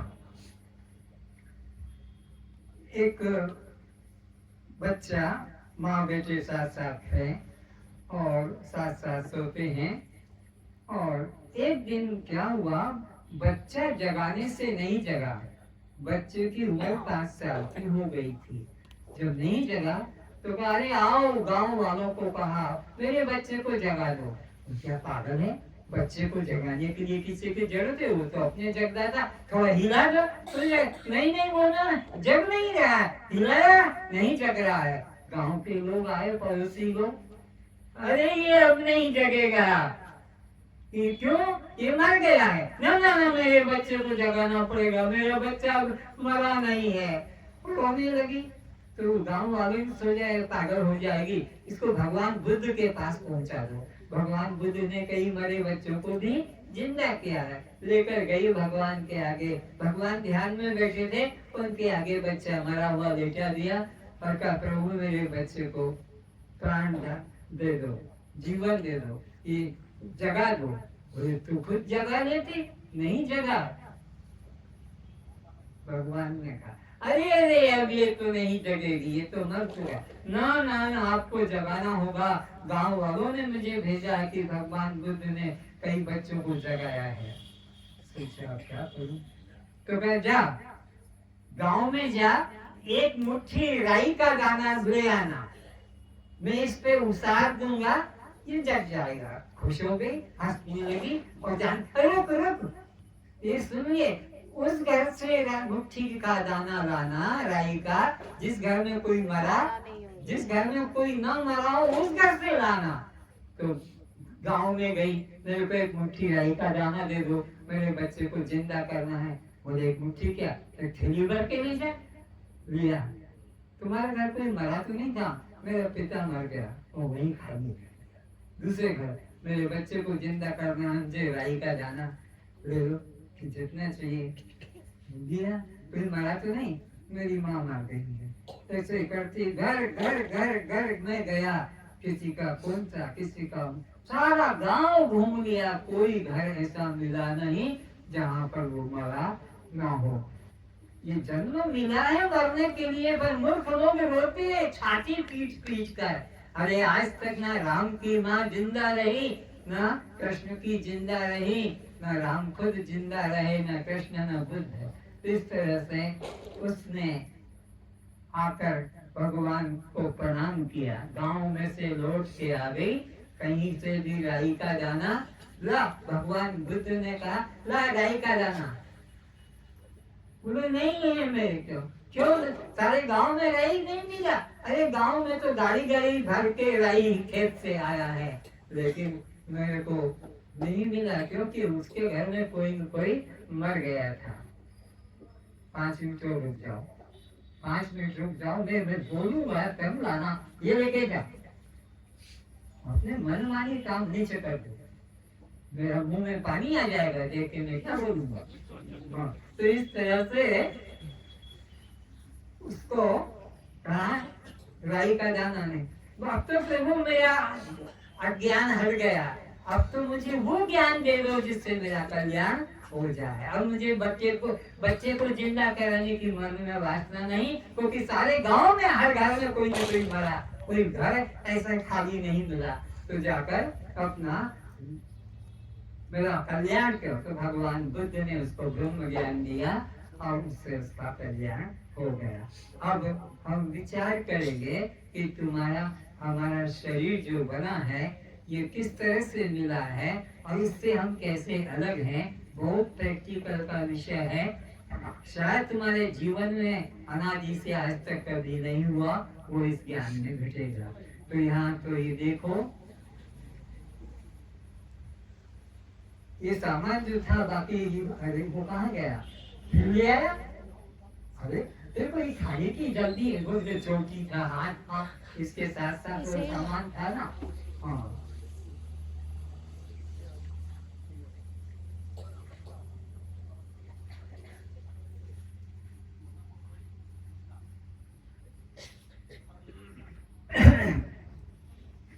अच्छा, तो विचार करना है कि जिन जिन को तुम देख रहे हो वो दृश्य है और तुम देखने वाले दृष्टा हो। दृष्टा दृश्य से सदा अलग होता है। तो अब विचार करो, यह क्या है, हाथ का तुम्हारा क्या संबंध है, ये दृश्य और हम इसके, समझ में आ गया। इस टांग का और तुम्हारा क्या संबंध है, ये दृश्य और तुम इसके दृष्टा हो। इसी प्रकार से यह बालों का तुम्हारा क्या संबंध है, बोलो। इन बालों का बड़ा घमंड है। सड़कों पे भी आते तो चोटी को आगे लेकर दिखाते हैं, ऐसे अपने आगे लटकाते हैं। अब इन बालों से क्या संबंध है, लेकिन बालों को संवार के चोटी के फंदे को आगे गर्दन के आगे ले आते हैं। ये क्या पागल करने लगा हुआ है। तो ये बाल मैं नहीं, बाल भी मेरे नहीं, ये दृश्य और मैं इसका दृष्टा हूँ। इसी प्रकार से ये जो बना के रखी है झाड़ू की तरह, जो पीछे लटका के रखी है झाड़ू, इसको भी इसी तरह झटका मार के आगे ले आते हैं। तो ये भी दृश्य और मैं इसका दृष्टा हूँ। तो इनमें अहंकार करोगे तो मरोगे, मरना तो पड़ेगा ही, लेकिन 84 में भटकना पड़ेगा। इसी प्रकार ये जो चौकी बना के रखी है, इसी प्रकार ये काट के लाया हूँ, जिन के पास लटक रही थी, उन्होंने बुरा नहीं माना, कटुआ के केची से अपना और साथ में लेके आया हूँ। ये जिंदा चौकियां हैं। अब हटा लो इनको यहाँ से। ये दृश्य और तुम इसके दृष्टा हो। इसी प्रकार विचार करना है यहाँ। ये दांतों में और तुम्हारे में क्या फर्क है? क्या दृश्य और कौन दृष्टा है? ये दांत क्या है और तुम कौन हो? तो तुम दांत हो, लेकिन दर्पण में देखते हो मेरे दांत कितने सुंदर है, कितने चमकीले हैं, कैसे रगड़ घिस घिस के दिखाते हो। तो इनको भी अपने से अलग करो। ये तुम नहीं, अब ये तुम्हारे नहीं। अब उन पांचों सामग्रियों को दिखा दो। हमारा तुम्हारा शरीर कैसे बना है इसे समझेंगे।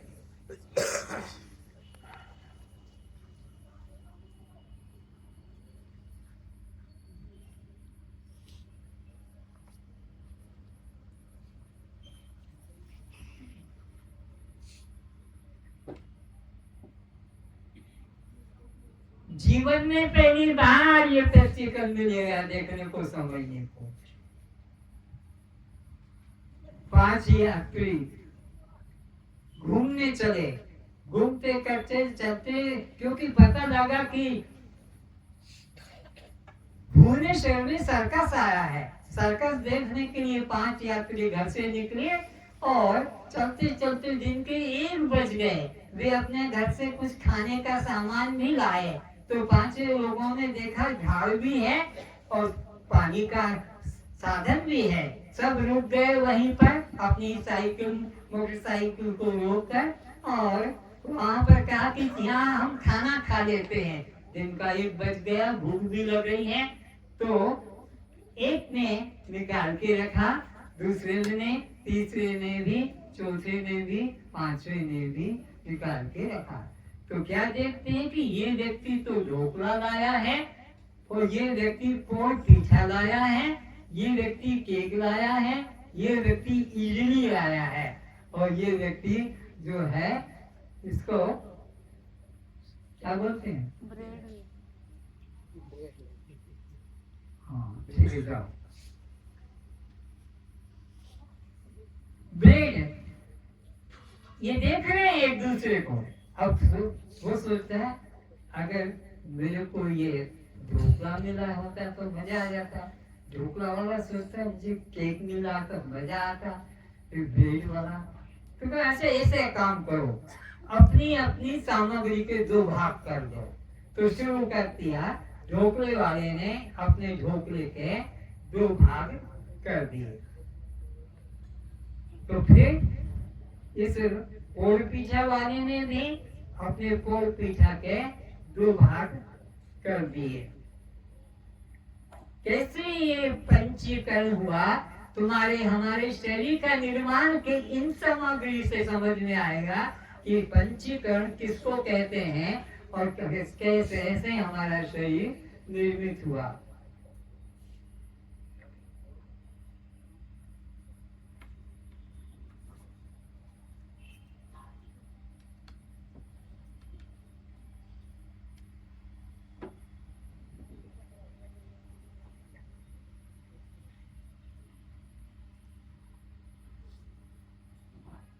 इडली वाले ने इडली के 2 भाग कर दिए, क्योंकि निर्णय हुआ कि सब अपने अपने सामग्री का 2 भाग कर लो। इस प्रकार से अलग अलग हो गया, 2 भाग। ब्रेड वाले ने ब्रेड के 2 भाग कर दिए।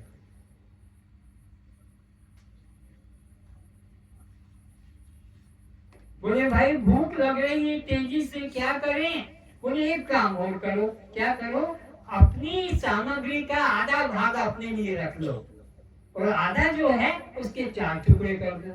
तो इस प्रकार से ढोकले वाले ने अपने लिए आधा रख दिया, आधे ढोकले के 4 भाग कर दिए। क्योंकि सबको वितरण करके खाना यह मनुष्य का धर्म है। अपने साथियों का पहले भोग देकर और फिर अपने को लेना है। तो इस प्रकार से पोल पीछा वाले ने पोल पीछा के 4 भाग कर लिए।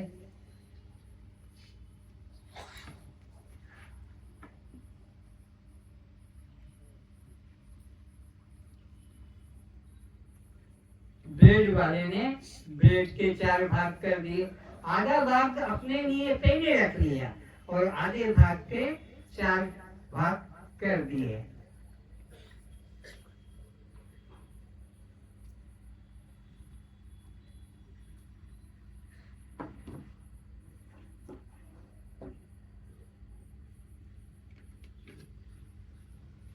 इडली वाले ने अपने लिए आधा भाग रखकर आधे के 4 भाग कर दिए।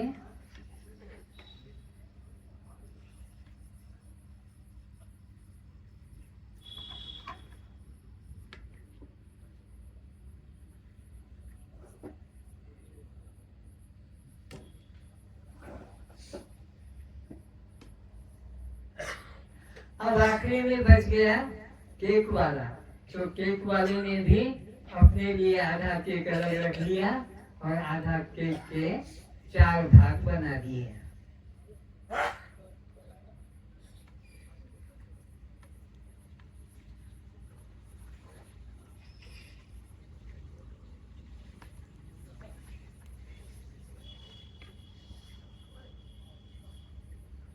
बोले अब क्या करें, भूख बहुत तेजी से लग रही है।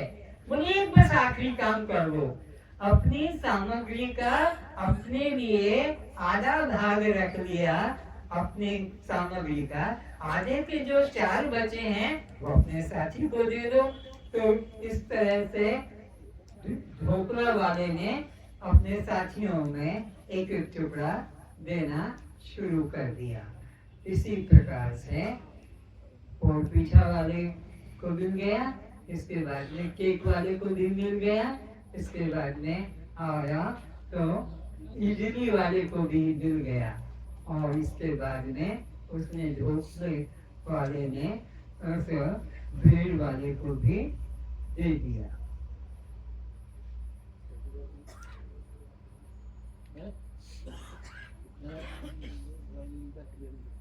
तो ये सोचता है कौन? ये पोल पीछा वाला कि मेरे साथी ने मुझे दिया तो मैं अकेला खाऊं, ये तो लज्जा की बात है। एकल पेठा नहीं होना चाहिए। तो एक टुकड़ा उसने अपने मित्र को भी पहुंचा दिया।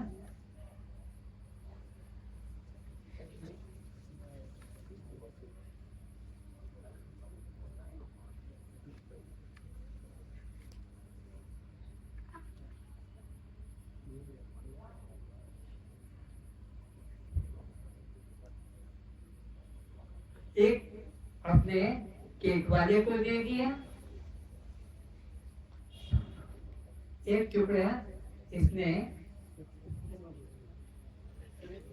ब्रेड वाले को दे दिया, इडली वाले को, और एक टुकड़ा जो था ये इसने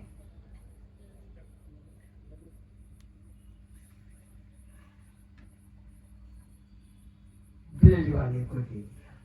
अब ये सोचता कि मेरे 2 साथी ने मुझे दे दिया, मैं अकेला कैसे खाऊं? तो उसने भी अपना एक एक टुकड़ा निकाल कर अपने साथियों को देता गया और इस तरह से उसने अपने एक एक साथी को एक एक टुकड़ा दे दिया।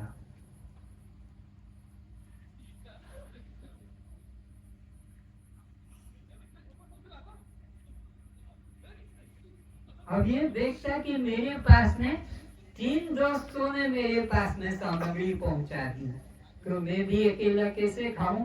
तो इसने क्या किया, अपने इडली का एक भाग दे दिया पहले साथी को, एक इडली का दूसरा भाग दूसरे साथी को दे दिया, और इडली का तीसरा भाग तीसरे साथी को दे दिया, और इडली का जो चौथा भाग था वह अंतिम साथी को दे दिया। अब ये देखता है कि मेरे साथी ने मेरे को दिया, तो मैं अकेला कैसे खाऊं? तो उसने भी अपने आधे जो है भाग को रखकर आधे के 4 भाग को अपने साथियों को देना शुरू कर दिया। किस तरह से दिया है उसको देखो, और अंतिम विषय पर आते हैं। तो एक टुकड़ा दे दिया अपने साथी को, दूसरा टुकड़ा दूसरे साथी को दे दिया, तीसरा टुकड़ा तीसरे साथी को दे दिया, और चौथा टुकड़ा चौथे साथी को दे दिया। ये हो गया पंचीकरण। इसको क्या कहते हैं? पंचीकरण। पांचों ने अपना अपना हिस्सा आधा आधा रख लिया और आगे के 4 भाग करके बांट दिए। अब इसी बात को चार्ट के द्वारा समझेंगे। ये जो चार्ट है इसी में समझेंगे कि देखो, ये पंचभूत पंचीकरण पद्धति में सबसे पहले आ गया यह सबके 5 सामग्री पूरा ये थे। उसके बाद में सबने 2 भाग कर लिए जो समझाया है। इसके बाद में आधा को सुरक्षित रखकर आधे के 4 भाग किए। उसके बाद में अपने को छोड़कर अपने साथियों को देकर इस तरह से पंच महाभूत का पंचीकरण हो गया। और अब वहाँ के द्वारा आकाश के 5, वायु के 5, तेज के 5, जल के 5 और पृथ्वी के 5, 25 तत्वों का तुम्हारा हमारा ये ग्रॉस बॉडी स्थूल शरीर निर्मित हुआ। ये जो बैठा हुआ माँ बाप का रजवीरी से हम मानते हैं, शास्त्र की दृष्टि से पंचीकरण के द्वारा हुआ है। क्षिति जल पावक गगन समीरा पंच रचित अति अधम शरीरा। इसको अति अधम कहा क्योंकि माँ बाप की गंदी धातु रजवीरी देखने को छूने को नहीं अच्छा लगता है। कपड़े पे गिर जाए, बदन पे गिर जाए, तो जब तक साफ नहीं करेंगे रजवीरी मन को बेचैनी पड़ेगी। इसलिए कहा क्षिति जल पावक गगन समीरा पंच रचित। तो ये 5 महाभूतों के 25 तत्व से आपका स्थूल शरीर बना हुआ है। अब इन 25 तत्वों का और तुम्हारा क्या संबंध है? अंतिम विषय आता है। 5 महाभूतों के 25 तत्व में आकाश महाभूत के 5 क्या हैं? पढ़ के देख सकते हो। शोक, काम, क्रोध, मोह, भय। समय पहले होगा कल तो आकर या जाने के समय इसको नोट कर लेना, क्योंकि तुमको हर ग्रंथ में नहीं मिलेगा। तो इस तरह से आकाश महाभूत के द्वारा तुम्हारे शरीर में 5 बने। कौन कौन सा? शोक, काम, क्रोध, मोह, भय। इसी तरह वायु के द्वारा प्रसारण, धावन, वदन, चलन, अंकुचन, ये 5 बने। तो तेज के द्वारा क्या बना? करके बोलो। निद्रा, प्रशा, क्षुधा, कांति, आलस्य। तो जल से तुम्हारे शरीर में क्या क्या पैदा हुआ है? लाल, श्वेत, मूत्र, रजवीरी और रक्त। और इसी तरह पृथ्वी से तुम्हारे शरीर में क्या बना? 5 में केश, त्वचा, नाड़ी, मांस और हाथ। इस तरह से 5 महाभूतों के या पिता माता के रज वीर्य के संबंध से ये गर्भ में जो बच्चा तैयार होता है 9 महीने सर नीचे और पैर रखकर। कितनी बड़ी सजा है। तुम शीर्षासन कर सकते हो सर नीचे और पैर रखकर। ये पहले 1.5 घंटा करता था धूप में बाहर, अभी नहीं करता हूँ, तो शीर्षासन सिर के ऊपर बोझा रखकर इस तरह से 2 महीने में अंदर ये तैयार हुआ और बाहर आता है। तो अब तुम उसके माँ बाप बन जाते हो कि मैं इसका बाप हूँ, ये मेरी माँ है। तभी इनके अंदर 7 प्रकार के अहंकार जुड़ जाते हैं देह के साथ में। नाम, रूप, जाति, आश्रम, संबंध, परिणाम और जन्म और मृत्यु, ये 7 धर्म देह के साथ है। देह के नाम को अपना नाम मान लिया, देह के रूप को अपना रूप, देह के जाति को अपना जाति, देह के संबंधियों को अपना संबंधी, देह के आश्रम को अपना आश्रम और देह के परिणाम को अपने को दुर्बल, छोटा, लंबा, मोटा और देह के जन्म मरण को अपना मान लिया। तुम ये सातों नहीं हो, नाम भी तुम नहीं और नाम भी तुम्हारा नहीं। नाम किसका है बोलो? यह आपका स्थूल शरीर है, इसका नाम है। नाम तुम्हारा है कि शरीर का? जाति तुम्हारी है कि शरीर की? पिता माता तुम्हारे कि शरीर के? संबंधी तुम्हारे हैं कि शरीर के? आश्रम तुम्हारा है कि शरीर के? ब्रह्मचारी, गृहस्थी, वानप्रस्थी, ये देह में सब कल्पित है। लंबा, छोटा, बिल्कुल मोटा तुम हो कि तुम्हारा शरीर लंबा, छोटा, बिल्कुल मोटा? और जन्म मरण तुम्हारा कि शरीर का? तुम दृष्टा साक्षी आत्मा, इससे न्याय हो। अब इसमें तुम्हें विवेक जगाना है।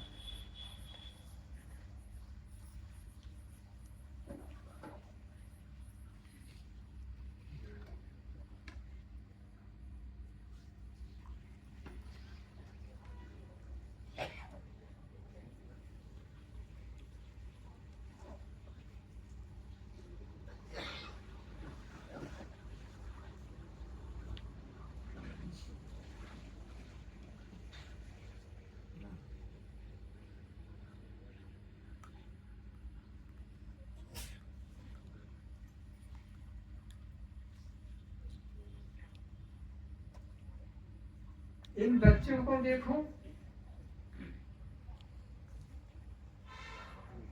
इनका नाम पूछो, नाम क्या बताएंगे? जन्मजात बच्चे अपना नाम बताएंगे? तो नाम क्या होगा इनका? माँ बाप का। जो माँ बाप कहेंगे बस वही नाम इनका होगा। कि बच्चों से पूछते हैं तेरा नाम क्या? बच्चों से पूछते हैं जन्म लेते समय कि तेरा नाम क्या है? लड़का है कि लड़की, ये कहेंगे। पर पप्पू आया कि उमा आई है, गर्भ से बाहर निकल कर कोई कहेगा?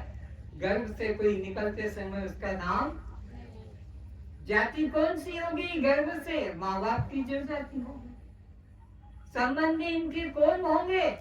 इनका कोई संबंधी नहीं, एक भी संबंधी नहीं। सारे संबंधी माँ बाप के।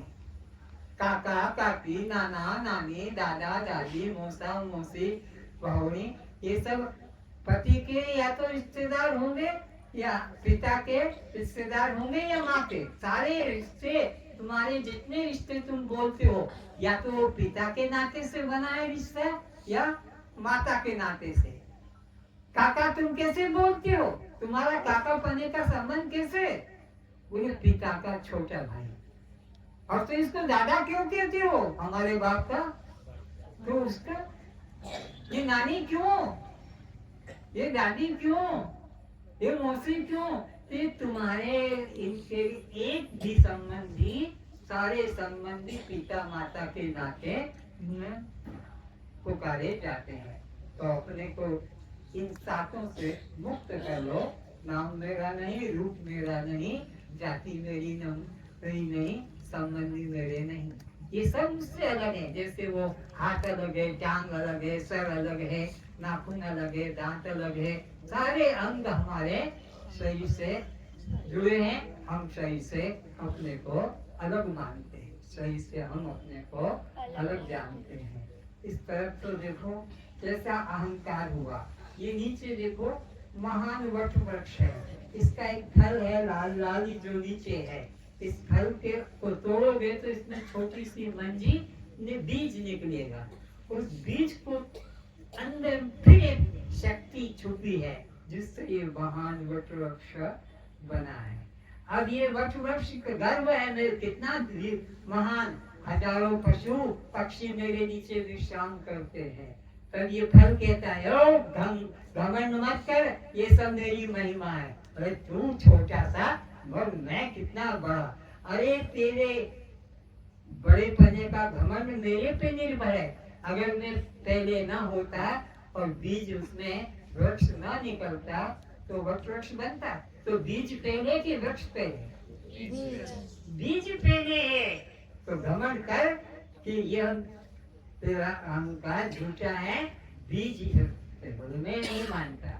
और सुनो, ये कहते हैं क्या कि मैं काका हूँ, मैं दादा हूँ, मैं पिता हूँ, मैं भाई हूँ, मैं बेटा हूँ इत्यादि।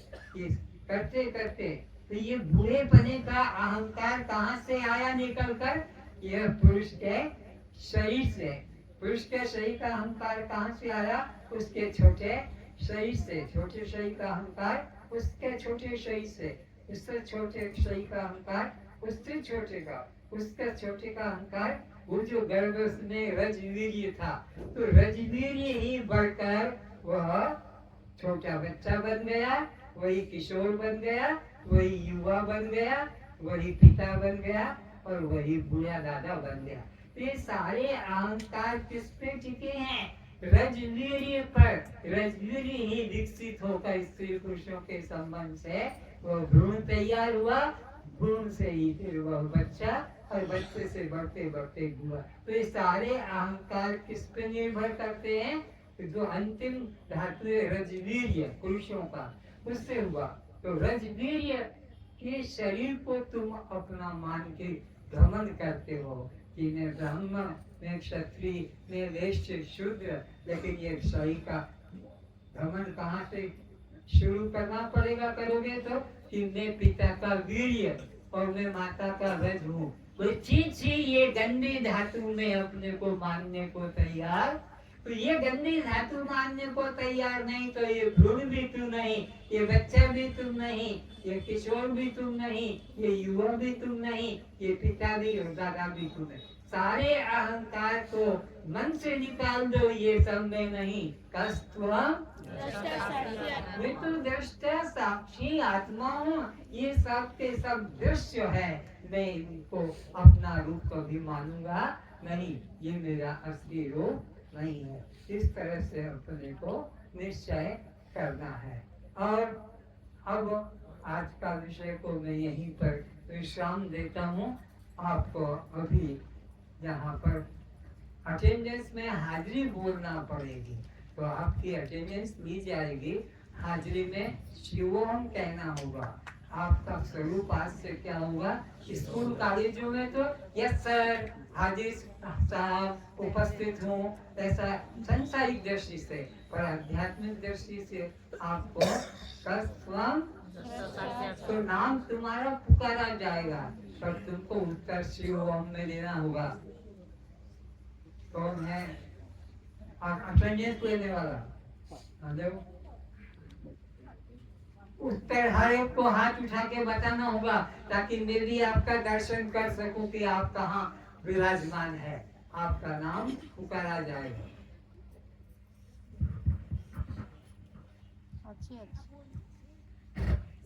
मुरलीधर साहू, सुभाष चंद्र प्रधान, आवाज भी आना चाहिए, मैं बहरा हूँ। निवेदिता गढ़नायक, विद्याधर प्रधान, सुजाता साहू, कमलिनी मिश्र, केदारनाथ साहू, ज्ञानरंजन प्रधान, विश्वजीत प्रधान, उत्तम कुमार दास, उत्तम कुमार दास, ये भाग गया है, नाम काट दो इसका। सुशांत कुमार नाथ, कल इसका नाम मत पुकारना। उनके अंदर नहीं आने देना है। ममिता प्रधान, काटते जाओ नाम। प्रियदर्शिनी महापात्र, सपन कुमार महापात्र, रूपाली दास, शिवोहम सुचि भस्मिका समल, शिवम अशोक स्वाई, प्रमोद कुमार साहू, प्रमोद कुमार साहू, बजरंगलाल अग्रवाल, नमिता अग्रवाल, असंदी निर्मला अग्रवाल, शिवोहम, हाँ निर्मला माल कौन बोली? नमिता अच्छा। कुंज बिहारी पाणी, विजय लक्ष्मी सामल, शिवोहम, वेणुधर महापात्र, शुभ्रांशु बेहरा, विष्णुचरण पटनायक, विजय कुमार नायक, सुजन कुमार साहू, निरंजन साहू, अंगद कुमार साहू, प्रदीप कुमार साहू, आज का अंतिम विषय का रिजल्ट देख लो।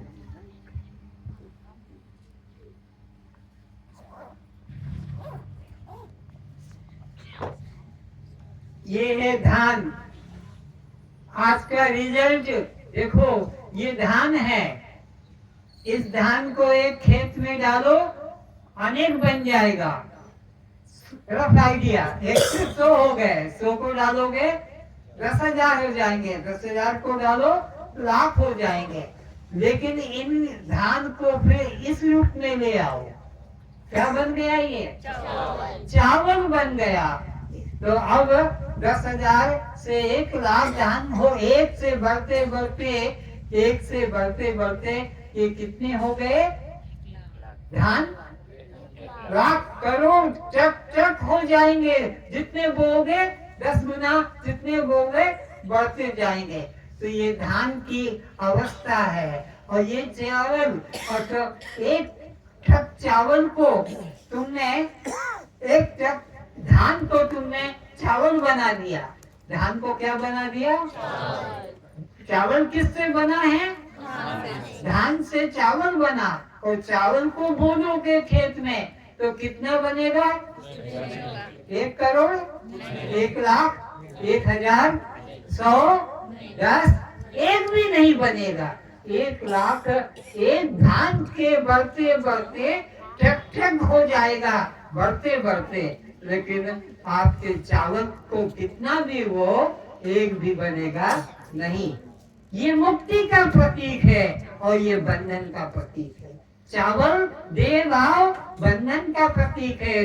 बार बार जन्म लेना पड़ेगा और बार बार मरना पड़ेगा। लेकिन चावल बस अब ये मुक्त हो गया, इसको संसार में जन्म लेना नहीं पड़ेगा। तो जिन्होंने जान लिया कि ये दृष्टा साक्षी आत्मा में हूँ, वो किसके समान हो गए?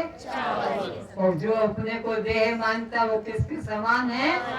इनको तो बार बार जन्म लेना पड़ेगा। किसी कुतिया के पेट में गधेड़ी, घोड़ी के ऊँटनी, हाथी के सांपनी के पेट में कीड़े मकोड़े बनना पड़ेगा।